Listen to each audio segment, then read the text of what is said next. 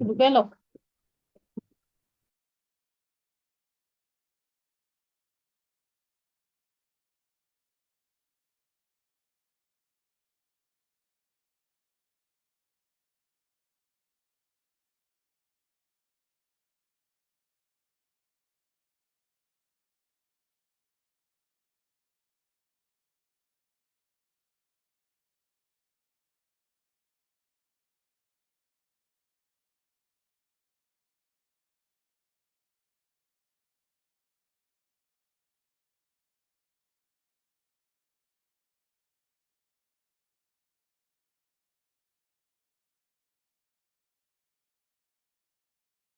আসসালামু আলাইকুম সবাইকে, আজকে আমাদের ক্লাসে স্বাগতম জানাচ্ছি।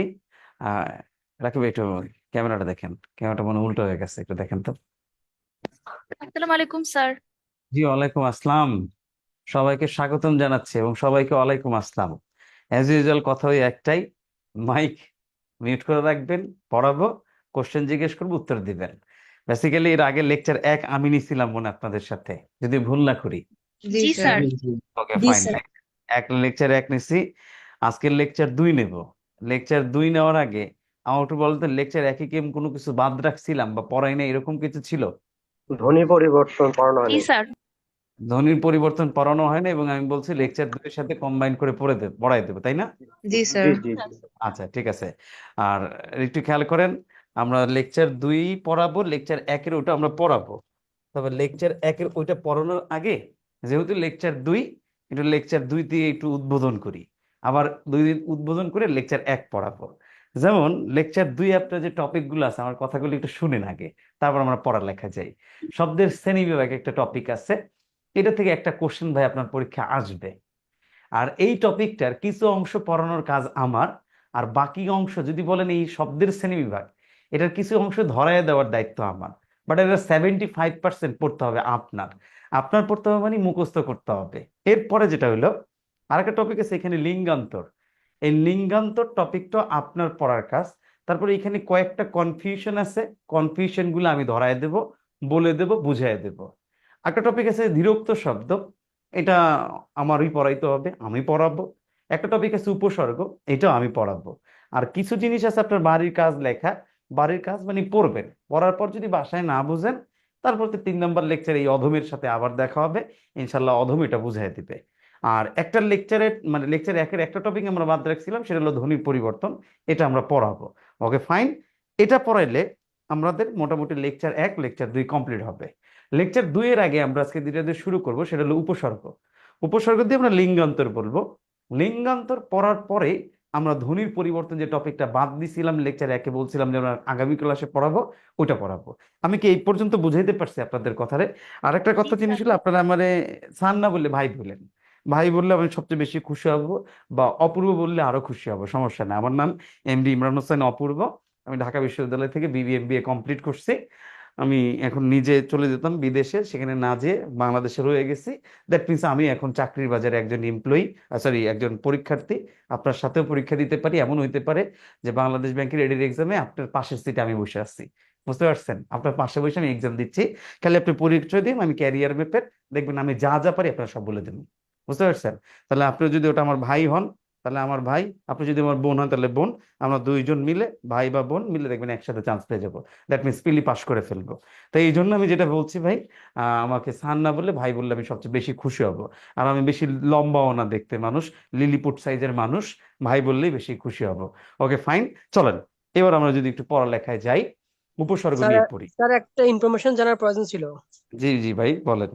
স্যার হচ্ছে যে আমাদের গত ক্লাসে যে একটা ইনফরমেশন দেওয়া হয়েছে যে ক থেকে ম পর্যন্ত স্পর্শ বর্ণ 25টি। জি এটা ভাইয়া। মেবি ক থেকে ম পর্যন্ত স্পর্শ বর্ণ 25টি।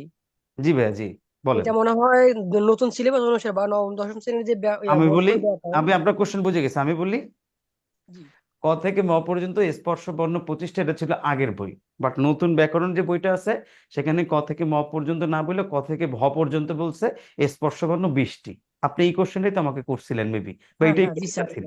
আচ্ছা, এবার আমি আপনাকে বলি ভাই, আমরা এখন 2025 সালে জানুয়ারি থেকে আমরা 2012 সালের যে বইগুলো আছে, যে সিলেবাস গুলো আছে, সেখানে আবার ফেরত যাব। 2012 সালে যদি আমরা সিলেবাসে ফেরত যাই, তাহলে আমি আর আপনি যে বাংলা সেকেন্ড পেপার বইটা পড়ছি, যে ক থেকে ম পর্যন্ত 25টা স্পর্শবর্ণ, ওইটাই থাকবে। আমি কি বোঝাইতে পারছি ভাইয়া? হ্যাঁ হ্যাঁ জি, তাহলে ঠিক আছে। না দেখলাম যে অনেকগুলো, মানে এটা একটা কনফিউশনে পড়ে গেলাম আর কি, জি জি আসলে জি ভাইয়া, জি আমি পরীক্ষা আসলে পড়ানোর সময়, বলতে হবে আর জি কি। আপনি ভালো কোশ্চেন করছেন, আপনাকে ধন্যবাদ। আমিও পড়ানোর সময় এটা বলে দেওয়া উচিত ছিল, বাট আমি কেন বলিনি আমার খেয়াল ছিল না হয়তো, বাট এখন তো আচ্ছা, বুঝতে এটার পারছি মধ্যে এটার মধ্যে আরো কিছু ইয়ে ছিল, যেটা হচ্ছে অঘোষ, ঘোষ, অল্পপ্রাণ, মহাপ্রাণ, ওগুলোর মধ্যে মানে অনেকগুলা পার্থক্য আছে। হ্যাঁ, ওইগুলো পার্থক্য বলছি উচ্চারণের ক্ষেত্রে আমরা বলছি 5 ভাগে, নতুন বই ছিল 7 ভাগে। এখন ওটা পড়া লাগবে না, নতুন বই এখন বাদ দিয়ে দেন। নতুন বই বাদ দিয়ে আমরা আগে যে বইটা পড়ছি ওইটা পড়বো, কারণ 25 সাল থেকে আমাদের আগের বই। আর আমাদের পরীক্ষা হবে ভাই 25 সালে, দেখবেন জানুয়ারি ফেব্রুয়ারি মার্চ চলে যাবে। দ্যাট মিনস আমরা এখন আগের বইটা পড়তে পারি। আমি বুঝাইতে পারছি মনে হয় ভাইয়া? জি জি, বুঝতে পারছি স্যার তাহলে। Okay fine. তাহলে এবার আমরা পড়ালেখায় যাই। আমরা যেটা পড়াবো সেটার নাম হলো ভাই উপসর্গ। এবার আপনাদের একটু বইটা মিলি, যেহেতু আমাদের একটা বই প্রথম আছে। অধ্যায়ে কিছু টপিকস বাকি ছিল, তো একটা টপিকস বাকি ছিল। আমি একটু আগে অনেক কিছু বলছি, মনে হয় জেন্টলম্যান আপনি ক্লাসে একটু লেটে ঢুকছেন। আমি আচ্ছা ঠিক আছে। লেকচার একে একটা টপিক বাদ রাখছিলাম, ধ্বনির পরিবর্তন। আমি এটা পড়াবো। পড়াবো কখন? আগে উপসর্গ পড়াবো, তারপর দ্বিরুক্তি পড়াবো, আর লিঙ্গান্তর। এই 3টা টপিক পড়ানোর পর আমি ধ্বনি পরিবর্তনটা পড়াবো। আপনি হয়তো বা খেয়াল করেন না ভাইয়া। আচ্ছা ঠিক আছে। ওকে ঠিক আছে, এটা যদি হয় তাহলে এবার আপনি একটু পৃষ্ঠায় যান, আমি একটু বলছি সেই পৃষ্ঠায় যান। পৃষ্ঠা নাম্বার, সবাই আমার বইয়ে, যেটা আমার কাছে বই আছে, এটা হয়তো বা নতুন বই, এটা 27 25 নাম্বার পেজ। পৃষ্ঠা। হ্যাঁ, আপনার হয়তো বা 25 পেজ, টপিকের নাম উপসর্গ। একটু উপসর্গতে যাই সবাই, ইচ অ্যান্ড এভরি ওয়ান। 25 নম্বর পেজে যাই। এবার মনোযোগ সহকারে ক্লাসটা দেখেন, আনন্দের সহিত শেষ হবে। হাসতে হাসতে দেখবেন ক্লাস শেষ। খালি আপনি মনোযোগ দিয়ে একটু শুনেন, তাইলে দেখবেন ভালো লাগবে। এই যে উপসর্গ, এগুলো নিয়ে আমরা পড়বো। উপসর্গগুলো অব্যয়সূচক শব্দাংশ। এটা দিয়ে একটা এমসিকিউ আসে, আপনার পরীক্ষায় বলবে উপসর্গগুলো কোন ধরনের শব্দাংশ। উত্তর হবে ভাই উপসর্গগুলো অব্যয়সূচক শব্দাংশ। আমি বলি, আপনি খালি শুনেন। উপসর্গগুলো কিছু অব্যয়সূচক শব্দাংশ, যার নিজস্ব কোনো অর্থ নাই, কিন্তু অন্য কোনো শব্দের আগে বইসা অর্থ প্রকাশ করতে সহায়তা করে, তাকে আমরা উপসর্গ বলি। একটা উপসর্গ শব্দের 5 ধরনের পরিবর্তন করে, আপনার বইয়ে দেওয়া আছে। প্রথমটার নাম নতুন অর্থবোধক শব্দ তৈরি করে। 2 নম্বরটা শব্দের অর্থের পরিবর্তন করে। 3 নম্বর শব্দের অর্থের পূর্ণতা সাধিত করে। 4 নম্বর শব্দের অর্থের সংকোচন করে। 5 নম্বর শব্দের অর্থের প্রসারণ করে। এখন এই 5টা জিনিস যদি আমি একটু বুঝি, নতুন অর্থবোধক শব্দ তৈরি করে মানে কি ভাই, একটু খেয়াল করবেন। যেমন যেমন ভাই এটা একটা উপসর্গ। এর সাথে যদি আমি হার লাগাই, কথাটা হয়ে যায় কি ভাই, উপহার। উপহার। এই যে উপহার হইল না ভাই, দেখেন হার শব্দের আগে খালি লাগাই দিলাম, হয়ে গেল উপহার। নতুন অর্থবোধক শব্দ তৈরি হয়েছে। তারপরটা যেটা হলো ভাই, শব্দের অর্থের পরিবর্তন করে। যেমন দেখেন, এই এক দিয়া এখন যদি আমি ভাই কার লিখি, তাহলে কি হয় দেখেন, উপকার। দেখেন, মধ্য কথা, এক উপসর্গটা 2টা জায়গায় ব্যবহৃত হয়েছে, 2টা জায়গায় আবার 2 রকম অর্থ দিচ্ছে। তাহলে কি দেখেন, 2টা জায়গায় আবার 2 রকম অর্থের পরিবর্তন ঘটাইছে, এটাকে বলা অর্থের পরিবর্তন।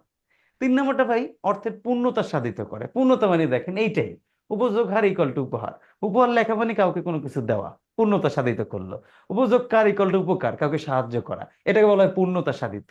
এরপরটা 4 নম্বর যেটা হলো ভাই, সংকোচন করে। সংকোচন জিনিসটা কি ভাই, একটা শব্দের অর্থকে নেগেটিভ দিকে নিয়ে যায়। কি রকম? একটা দেখেন, আমরা যদি বলি ভাই এর সাথে যদি নজর লাগাই, তাহলে কি হয় ভাই, কুনজর। এখন আমরা সবাই বলেন তো ভাই, এই কুনজর দ্বারা ভালো বোঝায় না খারাপ বোঝায়? উত্তর খারাপ খারাপ বোঝায়। বোঝায়। যেহেতু খারাপ বোঝায়, দ্যাট মিনস এটা নেগেটিভ, এটাকে বলা হয় সংকোচন। তারপর হলো প্রসারণ। প্রসারণ মানে কি ভাই, পজিটিভনেস বাড়ায় দেয়। কিরকম?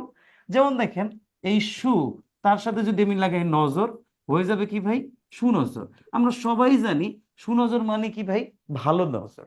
এটা তাহলে কি পজিটিভনেস কথা, পজিটিভ কথা। এই পজিটিভ কথা হওয়ার কারণে এটা কি করছে ভাই, প্রসারণ হয়েছে। তাহলে প্রথম থেকে আমি যদি বলি, আপনাকে কোশ্চেন যদি করে উপসর্গগুলো কোন ধরনের শব্দাংশ, উত্তর ভাইয়া অব্যয়সূচক শব্দাংশ। সেকেন্ড কোশ্চেন যদি করে এর কি নিজস্ব কোনো অর্থ আছে, উত্তর নাই। নাই। 3 নম্বর কোশ্চেন যদি করে এটা কি অন্য শব্দের আগে বসে কি বসে না, উত্তর বসে। 4 নম্বর কোশ্চেন যদি করে অন্য শব্দের আগে বসে অর্থ প্রকাশ করে কি করে না, উত্তর করে। তাকে কি বলে, উত্তর উপসর্গ বলে। তারপর আমরা বললাম একটা উপসর্গ শব্দের কয় ধরনের পরিবর্তন করে? উত্তর ভাইয়া 5 ধরনের পরিবর্তন করে। তাহলে যেমন হলো 1 নাম্বার নতুন অর্থবোধক শব্দ তৈরি করে, 2 নাম্বার শব্দের অর্থের পরিবর্তন করে, 3 নাম্বার শব্দের অর্থের পূর্ণতা সাধিত করে, 4 নাম্বার নেগেটিভ করে, দ্যাট মিনস সংকোচন করে, 5 নাম্বার প্রসারণ করে, এটা বাড়ায় দেয়। এই পর্যন্ত কি বুঝতে কারো প্রবলেম হয়েছে ভাই? আশা করি না প্রবলেম স্যার। হওয়ার কথা না, না। বুঝছি আলহামদুলিল্লাহ। ওকে ফাইন, এই পর্যন্ত যদি বুঝতে পারেন তাহলে সেকেন্ড কথাটা কি আছে দেখেন। সেকেন্ড কথাটা আপনাকে বলছে বাংলা ভাষায় আমরা যে উপসর্গগুলো দেখতে পাই ভাইয়া এটা 3 প্রকার। ভাইয়া 3 প্রকার কিরকম চলুন আমি একটু যদি দেখি। 1 নম্বরটাই আমরা যেটা পাবো ভাইয়া, এটার নাম বাংলা। এই বাংলা উপসর্গ কয়টা আছে? উত্তর, এই বাংলা 21টা। উপসর্গ আছে 21টা। এটা দিয়ে একটা এমসিকিউ হয়। 2 নাম্বার আমরা যেটা পাই তৎসম। ভাইয়া তৎসমর আরেক নাম আমরা লিখলাম না, সংস্কৃত। বাট আমরা সবাই জানি সংস্কৃত। তৎসমের আরেক নাম সংস্কৃত। সংস্কৃত।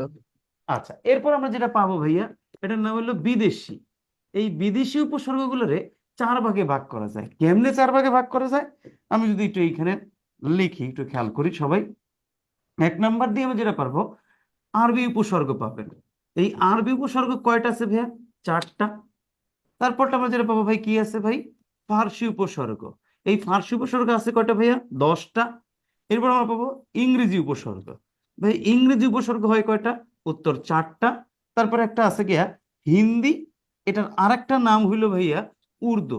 এই হিন্দি অথবা উর্দু উপসর্গ কয়টা? উত্তর 1টা।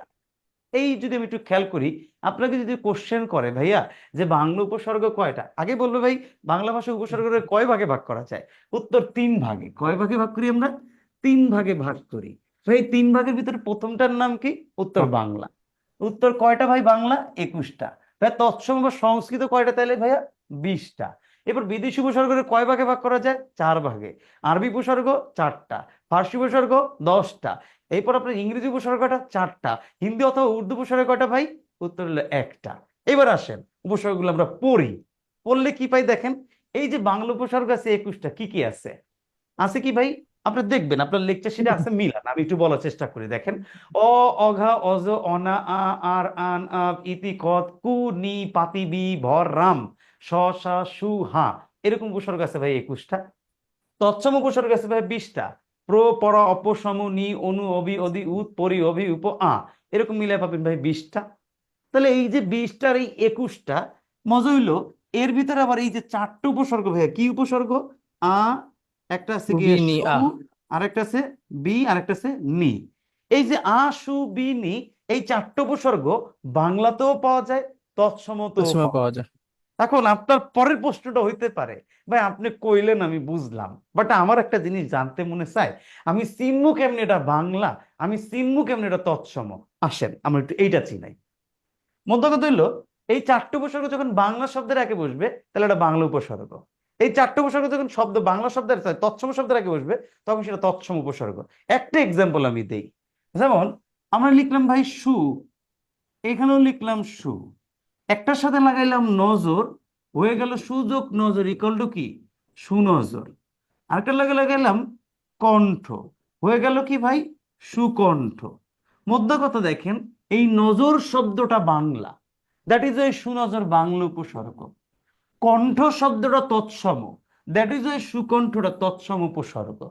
এরপর আপনার মনে আরো একটা কোশ্চেন জাগছে, ভাই আমি তো বাংলা শব্দ সব চিনি না, আমি তো তৎসম শব্দও চিনি না, তাহলে আমার জন্য কি হইব? আসেন আপনার জন্য একটা সলিউশন আছে। সলিউশনটা কি জানেন? আমি 8 বছর ধরে বাংলা পড়াই আর কি, টুকিটাকি আমি এর দেখছি, এর বাইরে আসে না।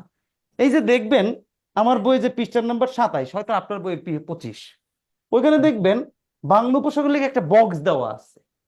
ওই বক্সের ভিতরে দেখবেন, আপনি একটু খেয়াল করবেন, 5 নম্বর উপসর্গের নাম আছে আ। আবার দেখবেন 13 নম্বর উপসর্গ আছে নি, 15 নম্বর উপসর্গ আছে বি, আর 20 নম্বর উপসর্গ আছে সু। এই প্রত্যেকটা উপসর্গ দিয়ে দেখবেন আপনার এই বক্সে কয়েকটা শব্দ লিখে দেওয়া আছে। তার মানে আপনি বুঝে গেলেন বাংলা উপসর্গের ভিতরে আশুবিনি, এই বক্সের ভিতরে যতগুলো আশুবিনি দেওয়ার শব্দ আছে সবগুলো বাংলা উপসর্গ।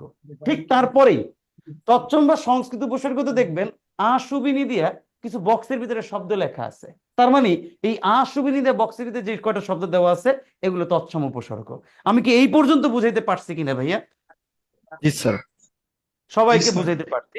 এরপরও আজকের ক্লাসে আমরা শব্দের শ্রেণী বিভাগ নামক একটা টপিক পড়াবো। সেইখানে আমি আপনাদের আজকে তৎসম শব্দ পড়াবো, তৎসম শব্দ চিনার উপায় বলবো, তখন আপনি আরো চিনবেন। বুঝাইতে পারলাম? এই পর্যন্ত যদি বুঝতে পারেন তাহলে আমরা পাইলাম আশুবিনী বাংলা শব্দের আগে বসে তাহলে বাংলা উপসর্গ, আশুবিনী তৎসম শব্দের আগে বসলে তৎসম উপসর্গ। এর পরেরটা আমি যদি বলি, এরপরে পাবেন যে বিদেশি উপসর্গের যে 4 ভাগে ভাগ করি, এর ভিতরে আরবি উপসর্গ 4টা। ভাই আরবি উপসর্গ 4টা কি কি আছে? উত্তর আম, খাস, লা, গর। এবার আমি যদি আপনার বলি অন্য কোনো বইতে আরবি উপসর্গ আরো বেশি পাইতে পারেন, বাট আপনি বেশিটা পড়বেন না। কেন পড়বেন না? আমি যে নবম দশম শ্রেণীর বই পড়ছি সেখানে ছিল 4টা, 2025 সাল থেকে সেই বইটাই দিবে, সেখানে দেখবেন আবারও আছে 4টা। তার মানে আমরা পড়বো কি ভাই, আরবি উপসর্গ আছে কয়টা? উত্তর 4টা। এরপর আপনাকে যদি প্রশ্ন করা হয় ভাই ফার্সি উপসর্গ আছে কয়টা? উত্তর 10টা। কার, দর, না, নিম, ফি, বদ, বে, বর, ব, কম, এরকম আছে 10টা।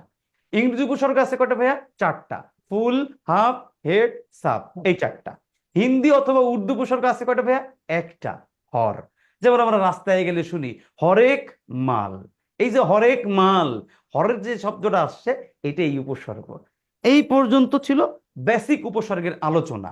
এরপর এই পুরো আলোচনাটা আমি একটু সামারি করলে কি দাঁড়ায়? আমি সামারি করলে এটা দাঁড়ায় উপসর্গগুলো কিছু অব্যয়সূচক শব্দাংশ যার নিজস্ব কোনো অর্থ নাই, কিন্তু অন্য কোনো শব্দের আগে বৈশা অর্থ প্রকাশ করতে সহায়তা করে, তাকে বলা হয় উপসর্গ। একটা উপসর্গ শব্দের 5 ধরনের পরিবর্তন করে। নতুন অর্থবোধক শব্দ তৈরি করে, শব্দের অর্থের পরিবর্তন করে, শব্দের অর্থের পূর্ণতা করে, সংকোচন করে, প্রসারণ করে। এছাড়া আমরা দেখতে পাই বাংলা ভাষায় 3 ধরনের উপসর্গ আছে। বাংলা উপসর্গ 21টা, তৎসম উপসর্গ 20টা, বিদেশি উপসর্গের 4 ভাগে ভাগ করা যায়। এর ভিতরে আরবি 4টা, ফার্সি 10টা, ইংরেজি 4টা, হিন্দি অথবা উর্দু 1টা। আবার বাংলা এবং তৎসম উপসর্গের ভিতরে 4টা উপসর্গ আমরা পাই আশুবিনী, এটা তো বাংলাতেও পাওয়া যায়, তৎসমতেও পাওয়া যায়। চিনার উপায় হলো বাংলা শব্দের আগে বসলে বাংলা উপসর্গ, তৎসম শব্দের আগে বসলে তৎসম উপসর্গ। এই পুরোটা ছিল আমাদের উপসর্গের আলোচনা। এর পরের কোশ্চেন হইতে পারে ভাই উপসর্গ থেকে কোশ্চেন কিরকম আসে? উপসর্গ থেকে ভাইয়া 2 ধরনের কোশ্চেন আসে। কিরকম? প্রথম কোশ্চেন, সুনজর শব্দের সু কোন উপসর্গ? উত্তর হবে বাংলা। সুকণ্ঠ শব্দের সু কোন উপসর্গ? উত্তর তৎসম। এটা এক ধরনের কোশ্চেন।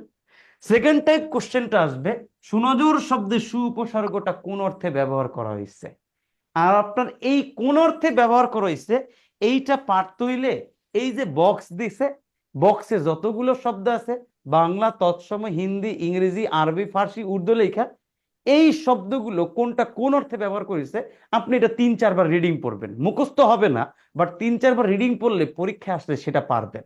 আর এই জায়গায় যে শব্দগুলো দেওয়া আছে এর বাইরে আসে না, এর ভিতরেই থাকে। সুতরাং এই শব্দগুলো কোনটা কোন অর্থে ব্যবহার করা হয়েছে এইটা আপনার পরীক্ষায় আসবে, এইটা পড়তে হবে। তাহলে সুতরাং আমার ক্লাস শেষে বাসায় বসে এটা একটু পড়ে ফেলবেন।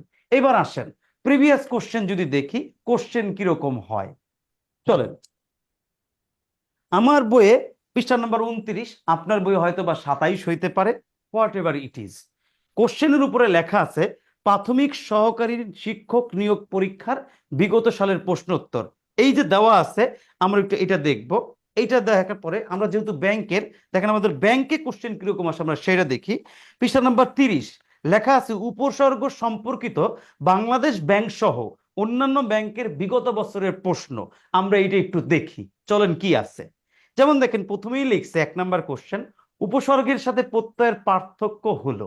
এই যে কথাটা আপনারা বলছে উপসর্গের সাথে প্রত্যয়ের পার্থক্য, আমি ক্লাসের শুরুতেই বলছি ভাই উপসর্গগুলো অব্যয়সূচক শব্দাংশ যেগুলো অন্য কোনো শব্দের আগে বসে। উপসর্গ সবসময় অন্য শব্দের আগে বসে, প্রত্যয় সবসময় অন্য শব্দের পরে বসে। তাহলে এটার উত্তর হবে কি ভাই? গ। উপসর্গ সামনে থাকে, প্রত্যয় পরে থাকে। পরের কোশ্চেনটা দেখেন 2 নাম্বার, নিম কোন ধরনের উপসর্গ? এই যে একটু আগে আমি পড়াইছিলাম না রে ভাইয়া যে কোনটা কোন উপসর্গে এই কোশ্চেন করবে এবং কি। ফার্সি। হ্যাঁ, এবং কোন মানে আমি বুঝাইতে পারছি, আপনি বুঝতে পারছেন, থ্যাংক ইউ। বাট আমি বুঝাচ্ছি যে ভাইয়া হ্যাঁ, বলেন বিদেশি উপসর্গগুলো স্যার শিখতে গেলে ভাইয়া এগুলো এলোমেলো হয়ে যায় আর কি। ভাই। মনে থাকে না। এলোমেলো, হ্যাঁ, মনে এলোমেলো থাকে তো না। হ্যাঁ মনে মনে থাকে থাকে না। না। হ্যাঁ, মনে থাকে না, কিন্তু একটু আগে আমারে দেখলেন আমি গড়গড়ায় পড়াই লাইছি না। এটা হলো কি জানেন ভাই, প্র্যাকটিস করতে হবে। অবশ্য আমি 8 বছর ধরে পড়াই, অ্যাডমিশন পড়াই, এটা পড়াই সেটা পড়াই, নিজে পড়ি। 9, 10 আমারও বই মুখস্থ করে ফেলছে, কষ্ট হয়েছে ভাই, কিন্তু পড়ছি, হয়ে গেছে। আমি আপনার এক বই ভাই কষ্ট হইব, তারপর একটু পড়েন। পড়ার সময় কি করতে পারেন জানেন? আপনি এই যে চোখ মানে একবার পড়ার পর চোখটা বুঝে নিজে কল্পনা করতে পারেন আপনি কি কি পড়ছেন। দেখবেন এই যে চোখ একবার দেখা পড়ার পর যখন চোখটা বুঝে কল্পনা করবেন আপনি ওইখানে কি কি পড়ছেন, দেখবেন এটা আপনার মাথায় গেঁথে যাবে। তারপর ওটা বলার চেষ্টা করবেন। এটা একটা ওয়ে। আরেকটা ওয়ে দেখবো, লিখে লিখে পড়বো, তাহলে দেখবেন আরেকটা ওয়ে। মুখস্থ হইতে টাফ মানে কষ্ট হবে, বাট চেষ্টা তো করতে হবে ভাই। এটা তো আমিও জানি, আপনিও জানেন, সুতরাং একটু কইরেন। তাহলে দেখেন আমি যে আপনার বুঝাইতে চাইছি কোশ্চেন কিরকম সেটা দেখাইতে চাইছি। 2 নম্বর, নিম কোন ধরনের উপসর্গ? আমি যেটা বলছি এটা দেখেন, এটা আমরা একটু আগেই পড়েছি, এটা একটা ফার্সি উপসর্গ। পরে খাঁটি বাংলা উপসর্গ যুগে সৃষ্ট শব্দ কোনটি? এই যে দেখাইছিলাম না যে কোনটা কোন উপসর্গ, দেখেন সেটা এখানে আসছে। তো এই যে কোশ্চেন গুলো আবার কোনটা দেখেন, কোন অতিশয় দোতনা সৃষ্টি করে নিচের কোন উপসর্গ? অতিশয় দোতনা মানে অর্থ সৃষ্টি করে, এরকম দেখেন কোশ্চেন গুলো করছে। বাসায় কি করতে হবে তাহলে? আমাকে উপসর্গগুলো পড়তে হবে। পড়ে আমাকে কি করতে হবে? আগে একটু মনোযোগ সহকারে এই যে শব্দগুলো তৈরি করা আছে সেটা কোন অর্থে ব্যবহার করেছে সেটা দেখতে হবে।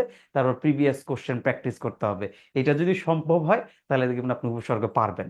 আমার ইচ্ছা ছিল আপনাকে দেখাইতাম যে কোশ্চেন কিরকম হয়। আমার কথা বিশ্বাস না করে নিজেই দেখেন এইভাবে কোশ্চেন হয়, সুতরাং এটা পড়বেন। আমি এই পর্যন্ত মনে হয় উপসর্গ নিয়ে যে কথা সেটা সবাইকে বুঝাইতে পারছি। কারো কোনো প্রশ্ন আছে কিনা উপসর্গ নিয়ে? বলেন। না স্যার। নাই? এনিওয়ান স্যার, কারো কোনো? হ্যাঁ বলেন। স্যার, এখানে অতিশয় দোতনা সৃষ্টি করে এটা কোন ধরনের, এটা বুঝি নাই। আচ্ছা আচ্ছা, অতিশয় আমি নিজে দেখি নাই, কোশ্চেনটা কি আছে? অতিশয় দোতনা সৃষ্টি করে, তাই না? কত নম্বর কোশ্চেন ছিল? 4 নম্বর। 4 নম্বর। ওকে ফাইন, চলেন আমরা দেখি। অতিশয় দোতনা সৃষ্টি করে নিচের কোনটি? আচ্ছা, অতিশয় জিনিসটা কত হলে দেখেন, আমরা যদি বলি এটা অনেক কিছু, আপনার যেটা বলে অনেক বেশি বুঝাইতে পারে। আমরা বলি অতিকার দীর্ঘ, অতিশয় দীর্ঘ, এরকম বুঝাইতে পারে। যেমন পরাজয় শব্দের অর্থ হলো পরা, প্রকোপ শব্দে প্র, প্রগতি শব্দে প্র, আর পরাবাস্তব। এই পরাবাস্তব মানে যেটা ধরেন বাস্তব না এরকম বুঝাইছে, বা বাস্তবের মতো হইতেই পারে না এরকম কিছু একটা জিনিস বুঝাইছে, এইটাকে অতিশয় বলতে পারেন। অন্যান্য শব্দ যেগুলো হচ্ছে পরাজয়, এগুলো হার মানা বুঝাইছে। প্রকোপ মানে কোনো কিছু দ্বারা বুঝাইছে আপনার প্রকোপ শব্দে যে প্র, কোনো কিছু রোগ ছড়ায় পড়া, এরকম প্রাদুর্ভাব করা।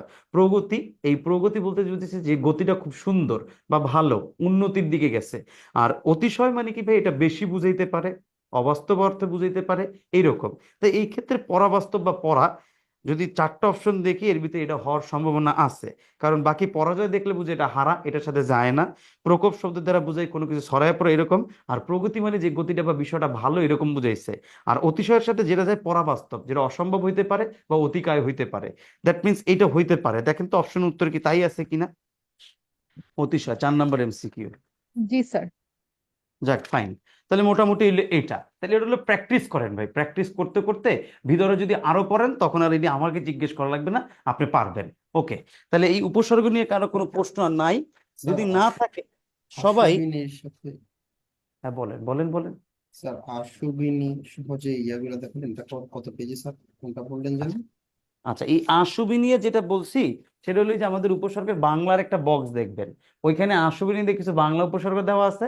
তৎসমের একটা বক্স দেখবেন, ওইখানে আশুবি নিয়ে কিছু বাংলা উপসর্গ মানে তৎসম উপসর্গ দেওয়া আছে। এর বাইরে আসবে না, এর ভিতরেই যেগুলো আছে এগুলোই আসবে। আমি ওইটা বলছি। এটা একটু দেখেন, আমার বই পৃষ্ঠা নাম্বার 27-28, আপনার বই হয়তো পৃষ্ঠা নাম্বার অন্য কিছু হইতে পারে। বাট দেখবেন একটা বাংলা উপসর্গ লেখা বক্স দেওয়া আছে, একটা তৎসম উপসর্গ লেখা বক্স দেওয়া আছে। ওই বক্স দুইটাতে আশুবি নিয়ে যেটা বাংলা, আশুবি নিয়ে যেটা তৎসম দেওয়া আছে, এর বাইরে আসবে না, ওইটা দেখবেন। এবার সকলে আমাদের একটা টপিক আছে লিঙ্গান্তর, ওইখানে বিষয়ে চলে যাই। স্যার আপনার বইটা কি নতুন নাকি আমাদেরটা নতুন? আমি কইতে পারবো না ভাই আপনারটা নতুন না আমারটা নতুন, বলেন। এটা আপনার সাথে মিল আছে স্যার, আমাদেরটা আপনার স্যার সাথে মিল আছে 9 স্যার। নাম্বারটা ওই যে বমাল, যে ব উপসর্গটি কি অর্থ নির্দেশ করে, এটা আমি বুঝতেছি না, মানে বমাল অর্থ কি? আচ্ছা ঠিক আছে, একটা কথা বলি, এখন তো প্র্যাকটিস করতে দিছি, আমাকে এখন এই টপিক থেকে এখনই কোশ্চেন না করে তারপরে 3 নম্বর লেকচার যেদিন হবে সেদিন করবেন। আমি আপনার এই উত্তর বুঝাই দিচ্ছি, সমস্যা নেই। কারণ এখন বললে কি হবে, আমি অন্য টপিকটা পড়াইতে পারবো না, বুঝতে পারছি? কারণ আচ্ছা এখন স্যার। আমি যেটা পড়াবো এখন পুরুষ স্ত্রীবাচক শব্দ, আমি এটা পড়ানোর পর কোশ্চেন কিরকম এটা আমি দেখাবো। আপনি বাসায় প্র্যাকটিস করতে যে প্রবলেম পাবেন, 3 নম্বর লেকচারে আমি যখন শুরু করব, শুরুর 10 মিনিট আপনারা প্রশ্ন করবেন, আমি ধরে ধরে উত্তর দেবো। বুঝতে পারছি ভাই? এখনই যদি কোশ্চেন করেন তাহলে আমি আর অন্য টপিক পড়াইতে পারবো না। তারপর আমি দেখাচ্ছি 9 নম্বর কোশ্চেনটা কি বলছেন ভাই, কে জানি? 9 নম্বর, তাই তো? বমাল শব্দের ব উপসর্গ কি অর্থ নির্দেশ করে? আচ্ছা, এই বমাল শব্দের ব উপসর্গটা কি অর্থ নির্দেশ করে এটা আগে বক্সে পড়তে হবে। এই বমাল শব্দে ব উপসর্গ সহিত নির্দেশ করে, মানে কারো সহিত যাওয়া। এখন এটা আমি পড়ছি দেখে আমি জানি, না পড়লে আমিও জানতাম না। এই জন্য এটা আমি জানি যে কারো সাথে বা সহিত অর্থে বমাল শব্দ ব্যবহার করা হয়। আর এটা পাবো কই ভাই? ভিতরে পড়তে হবে। আমি পড়ছি দেখে আমি জানি, আপনি পড়বেন আপনিও জানবেন। অর্থাৎ এগুলো শব্দের অর্থ, এই শব্দের অর্থ যত যে পড়বেন তত আপনি জানবেন। এটা পড়েন। Okay fine. এবার স্যার এটা সকল জানি কিন্তু হচ্ছে বমাল মানে জিনিসটা কি এই অর্থ মানে এটাই জানি না, এটার জিজ্ঞেস করছিলাম স্যার। আচ্ছা, বাংলা ভাষায় কিছু শব্দ আছে এক একটার অর্থ এক এক রকম হয়। This is one kind of ভাই সমার্থক শব্দের মতো, বুঝতে পারছেন? এখন এই বমাল শব্দে আমরা যেটা বলছি এই বমাল দিয়ে আপনারা দেখেন একটা সমার্থক শব্দ যদি পান সেখানে পাবেন সহিত অর্থে বুঝায়, সঙ্গে অর্থে বুঝায়, এইরকম। এখন এই বমাল শব্দে যে ব্যবহার করছে, ব্যবহারের নিয়ম থেকে এটা উপসর্গ, বাট এটা শাব্দিক শব্দার্থের ক্ষেত্রে এটা সহিত বুঝায়, এই জন্য এটা বলছে। বুঝতে পারছি ভাই? এটা একটা সমার্থক শব্দের মতো, জি স্বাভাবিক, এটা বুঝাইছে। আচ্ছা, এইবার একটু সবাই একটু খেয়াল করেন তো ভাই, আমরা লিঙ্গান্তরের টপিকটায় যদি যাই, পুরুষ ও স্ত্রীবাচক শব্দ বইলা আপনার বইয়ে যেখানে আছে ওইখানে চলে যান সবাই। আপনার বইয়ে কত পেজ? ভাইয়া আমার পেজে, আমার বইয়ে 25 আর 26 দুইটা মিলে আছে। আপনার বইয়ে কত পেজ আমি জানি না, বাট টপিক বলে দিলাম, পুরুষ ও স্ত্রীবাচক শব্দ, এই টপিকে যান। টপিকে যাওয়ার পর এবার 23 আমার কথা, নাম্বার পেজ। 23 নম্বর পেজ, ওই যে বড় ভাই বলে দিয়েছে 23 নম্বর পেজে যান। এবার আমার কথা একটু শুনেন। পুরুষ ও স্ত্রীবাচক শব্দ, আপনাদের এবার অনেকের কোশ্চেন ছিল, অনেকে বলছে আমারে যে ভাই আপনাদের এই কোচিং এর বই বাদে কি আমি অন্য কোনো বই পড়বো কিনা। ভাই আপনি যদি মনে চায় আপনি পড়বেন, এটা নিয়ে আমার কোনো সে নাই। কোচিং এর বই বাদ দিয়ে আপনি অন্য কোনো বই পড়ে যদি আপনি আরো ভালো পারেন তাহলে পড়েন, ওটা বই মিক্স করে পড়েন। বুঝতে পারছেন? যেটা যত বেশি পড়বেন তত আপনি জানবেন। সুতরাং বই আপনি কিনতে চাইলে একটা কিনে নিয়েন, সেটা মিলে দুইটা মিলে পড়বেন। এবার আসেন, এবার আমি ভাইয়া, বলি, বলেন। ভাই এই বইটা বিসিএস এবং প্রাইমারির জন্য এনাফ না, যেটা ক্যারিয়ার ম্যাপ থেকে আমাদের দেয়া হয়েছে? ভাই এনাফ, তবে বিসিএস এর কিছু কোশ্চেন আর একটু বেশি পড়তে হয়, এই জন্য আপনি কি করবেন, সহায়ক হিসেবে আর একটা ব্যাকরণ বই রাখতে পারেন। এনাফ, বইটা এনাফ। তারপর আপনি সহায়ক বই যদি আপনি মনে করেন একটু জানবেন, একটু বুঝবেন, সেক্ষেত্রে আপনি সহায়ক কোনো বই চাইলে আপনি রাখতে পারেন। আমি ওইটা বলছি ভাইয়া। আচ্ছা ঠিক স্যার, আছে, ধন্যবাদ। আচ্ছা ঠিক আছে। নবম দশম শ্রেণীর বাংলা ব্যাকরণ বইটা কি যথেষ্ট নয়? এনাফ, নবম দশম শ্রেণীর বাংলা ব্যাকরণ বই এনাফ ইজ এনাফ। তার সাথে যদি এই বইটা মিলে পড়েন তাহলে আর কোনো বই বলবো না, তাহলে দুইটা বই এনাফ। বুঝতে পারছেন? আর যদি কারো কাছে এই বইটা থাকে, নবম দশম শ্রেণীর বই না থাকে, সেক্ষেত্রে বাজার থেকে আরেকটা বই নিয়ে পড়তে পারেন। বুঝাতে পারছি ভাই? আর কাছে যার কাছে নবম দশম বই আছে আর আমার এই বইটা আছে, দুইটা মিলাই আছে, আর লাগবে না, দুইটা মিলাই পড়লে হবে। এবার আসেন সবাই একটু পড়ালেখায় যাই। যেটা হলো গিয়ে পুরুষ ও স্ত্রীবাচক শব্দ, এটাকে বেসিক্যালি এটাকে বলা হয় লিঙ্গ। এখন আপনারা যদি কোশ্চেন করে ভাই লিঙ্গ কয় প্রকার, উত্তর হলো 4 প্রকার। বাট আপনারা যদি কোশ্চেনটা উল্টা করে বয় লিঙ্গ শব্দের অর্থ কি, দেখবেন অনেকেই পারেন না। আপনারা আমার এখানে যারা আছেন অনেকে পারেন কিনা দেখেন তো ভাই, লিঙ্গ শব্দের অর্থ কি? চিহ্ন। ভেরি গুড আপা, থ্যাংক ইউ, আপনি পারছেন। তাহলে লিঙ্গ শব্দের অর্থ হলো গিয়ে ভাই চিহ্ন, এবং এটা হলো গিয়ে ভাই 4 প্রকার। কয় প্রকার? 4 প্রকার। প্রথম আমরা যেটা পাই এটাকে আমরা বলি বেড়া লিঙ্গ, বেড়া লিঙ্গ মানে ভাই পুলিঙ্গ। 2 নম্বরে যেটা পাই এটাকে ভাই বেডি লিঙ্গ, দ্যাট মিনস এটা স্ত্রী লিঙ্গ। 3 নাম্বার সবাই আপনারা এটা বলতে পারেন হাততালি লিঙ্গ, বাট বিষয়টা হাততালি লিঙ্গ না। 3 নম্বরটা বলি উভয় লিঙ্গ। কি লিঙ্গ? উভয় লিঙ্গ, যেটা দ্বারা ছেলে মেয়ে উভয় জাতিকে বোঝায়, এটাকে উভয় লিঙ্গ বলি। 4 নম্বর আমরা যেটা পাই সেটা হলো ক্লীব লিঙ্গ। এই 4 প্রকার লিঙ্গ আমরা দেখতে পাই। এর ভিতরে পুলিঙ্গ মানে পুরুষ, স্ত্রীলিঙ্গ মানে মহিলা, উভয় লিঙ্গ মানে ছেলে মেয়ে উভয় জাতিকে বোঝায়। 4 নম্বরটা আপনারা যেটা বুঝতে হবে, ক্লীব লিঙ্গ মানে ভাই জড় পদার্থ। দ্যাট মিনস যত প্রকার জড় পদার্থ আছে সকল জড় পদার্থ গুলোকেই আমরা কি বলি ভাই? ক্লীব লিঙ্গ বলি। যেমন চেয়ার টেবিল, আপনার চেয়ার টেবিল যেগুলো আছে, চেয়ার টেবিল বেঞ্চ, অথবা আপনার ধরেন এসি টেসি ফ্যান ট্যান, সবগুলো জড় পদার্থের ক্লীব লিঙ্গ। আপনার মনে প্রশ্ন জাগছে ভাই গাছপালা কি ক্লীব লিঙ্গ কিনা, এই প্রশ্নটা জাগছে না আপনার মনে? আমি যতটুকু জানি আপনার মনে এই প্রশ্নটা জাগার কথা। আসেন আমি আপনাকে এই প্রশ্নটা আবার উল্টা করলাম, গাছপালাকে আপনার মনে হয় কি লিঙ্গ? যারা আছেন স্যার উভয় লিঙ্গ। গাছপালাকে উভয় লিঙ্গ মনে হয়। আপু এই যে ক্লীব উভয় লিঙ্গ, লিঙ্গ। ক্লীব। ক্লীব লিঙ্গ। আচ্ছা, উভয় লিঙ্গ যিনি বললেন তার কি কোনো লজিক আছে যে ভাই এটা ওই জন্য উভয় লিঙ্গ, একটু বলি। কারণ গাছপালা তো জড় পদার্থ না, এর জন্য। আচ্ছা, এবার আমার কাছে একটু সংজ্ঞাটা শুনবো। সকল প্রকার জড় পদার্থ যেটা এক জায়গা থেকে অন্য জায়গায় যাইতেও পারে না এবং যেটা একই জায়গায় স্থির থাকে, সকল জড় পদার্থ সবগুলোকে বলা হয় কিলিবলিঙ্গ। গাছপালা এর প্রাণ আছে, ফল দেয়, ফুল দেয়, আবার ঝরে যায়, মারাও যায়, বাট ফ্যাক্টুয়াল এটা এক জায়গা থেকে আরেক জায়গায় যেতে পারে না, ওই স্টিল একটা জায়গায় বসে থাকে, একটা জায়গায়ই থাকে। দ্যাট ইজ এটাকে কিলিবলিঙ্গ বলবো, অন্য কোনো লিঙ্গ বলা যাবে না। আমি মনে হয় বুঝাইতে পারছি। স্যার আর একটা প্রশ্ন ছিল স্যার। বলেন। অপ্রাণীবাচক। স্যার হুম। রোবটকে কি বলবো স্যার? Robot sir. এটা কিলিবলিঙ্গ ভাই, একটা মজার কোশ্চেন করছেন, বাট এখন যুক্তি দেওয়ার খাটে না। রোবট তো এক জায়গা থেকে আরেক জায়গায় যেতে পারে, তাই না? আপনি এই প্রশ্ন আমার করবেন, বাট এই প্রশ্নের উত্তর আমি কইতে পারবো না, বাট এটা আপনি কিলিবলিঙ্গ উত্তর দিবেন, এছাড়া কোনো লিঙ্গ মানে উত্তর দিবেন না, কিলিবলিঙ্গ দিবেন। কারণ ওর প্রাণ নাই, কিন্তু ওকে কি করা হয়, মেশিন দিয়ে, মেশিনের মাধ্যমে সচল করা হয়। বুঝতে পারছি? দ্যাট ইজ এটা কিলিবলিঙ্গ দিবেন। আর অন্য কোনো যুক্তি তর্কে গেলে আমি আপনার লগে পারবো না। প্রশ্নটা অসাধারণ ছিল। হ্যাঁ, আমি ওই জন্যই হাসলাম যে ওনার প্রশ্নটা সেই ছিল। বুঝতে পারছেন ভাই? এই প্রশ্ন করলে আমি ব্যাখ্যা লয়ে যাবো ভাই। আমার আর কোয়েন না যে কেন এটা ক্লিবলিঙ্গ, এই ব্যাখ্যা আমি দিতে পারবো না ভাই। তবে এটার ভিতরে কোনো প্রাণ নাই, বাট এটা ক্লিবলিঙ্গ দিবেন, এটাই যুক্তিযুক্ত। ধরেন জোর করে বললাম, আপনি জোর করে এটা উত্তর দিয়েন। এবার আসেন পুলিঙ্গ। এই পুলিঙ্গ নিয়ে তো কোনো ডাউট নাই, এই লিঙ্গান্তরে যেগুলো আপনি এটা পড়বেন, বাট ফ্যাক্টুয়াল এই পুলিঙ্গের ভিতরে একটা জিনিস বেশি ইম্পর্টেন্ট, তার নাম হইলো ভাই নিত্য পুলিঙ্গ বলে একটা জিনিস আছে। এই নিত্য পুলিঙ্গ কথাটার অর্থ হইলো যে লিঙ্গান্তর গুলোর কখনো কোনো স্ত্রীবাচক লিঙ্গান্তর হয় না।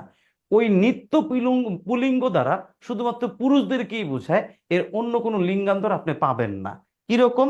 যেমন আপনার বইয়ের একটা জায়গায় পাবেন, আমি যেখানে বলি সেখানে একটু খেয়াল করবেন, নিত্য পুরুষবাচক শব্দ বলে কিছু লেখা আছে। লিঙ্গান্তর টোটাল জিনিসটা আপনার পড়া, বাট কিছু ইম্পর্টেন্ট জিনিসগুলো আমি আপনাকে বলে দিচ্ছি। নিত্য পুরুষবাচক শব্দের ভিতরে এইখানে অনেকগুলো শব্দ পাবেন, যে শব্দগুলো শুধুমাত্র পুরুষদেরকে বোঝায়, কোনো নারীদেরকে বোঝায় না। এক্সাম্পল হিসেবে দেখেন কবিরাজ, কাপুরুষ, রাষ্ট্রপতি, এটা একটু গোল দাগ দেন সবাই। রাষ্ট্রপতি শব্দটা গোল দাগ দেন। তারপর রাষ্ট্রপতির পাশে কমা দিয়ে আরেকটা শব্দ লিখে নেবেন আপনারা, প্রধানমন্ত্রী। প্রধানমন্ত্রী, এবং এই প্রধানমন্ত্রী লেখার পরে এটাও গোল দাগ দিবেন। রাষ্ট্রপতি তো গোল দাগ দিবেনই, তারপরে কমা দিয়ে লিখবেন প্রধানমন্ত্রী, এটাও গোল দাগ দিবেন, দেন। তারপর ঢাকি, বামন, পুরোহিত, স্ত্রৈণ।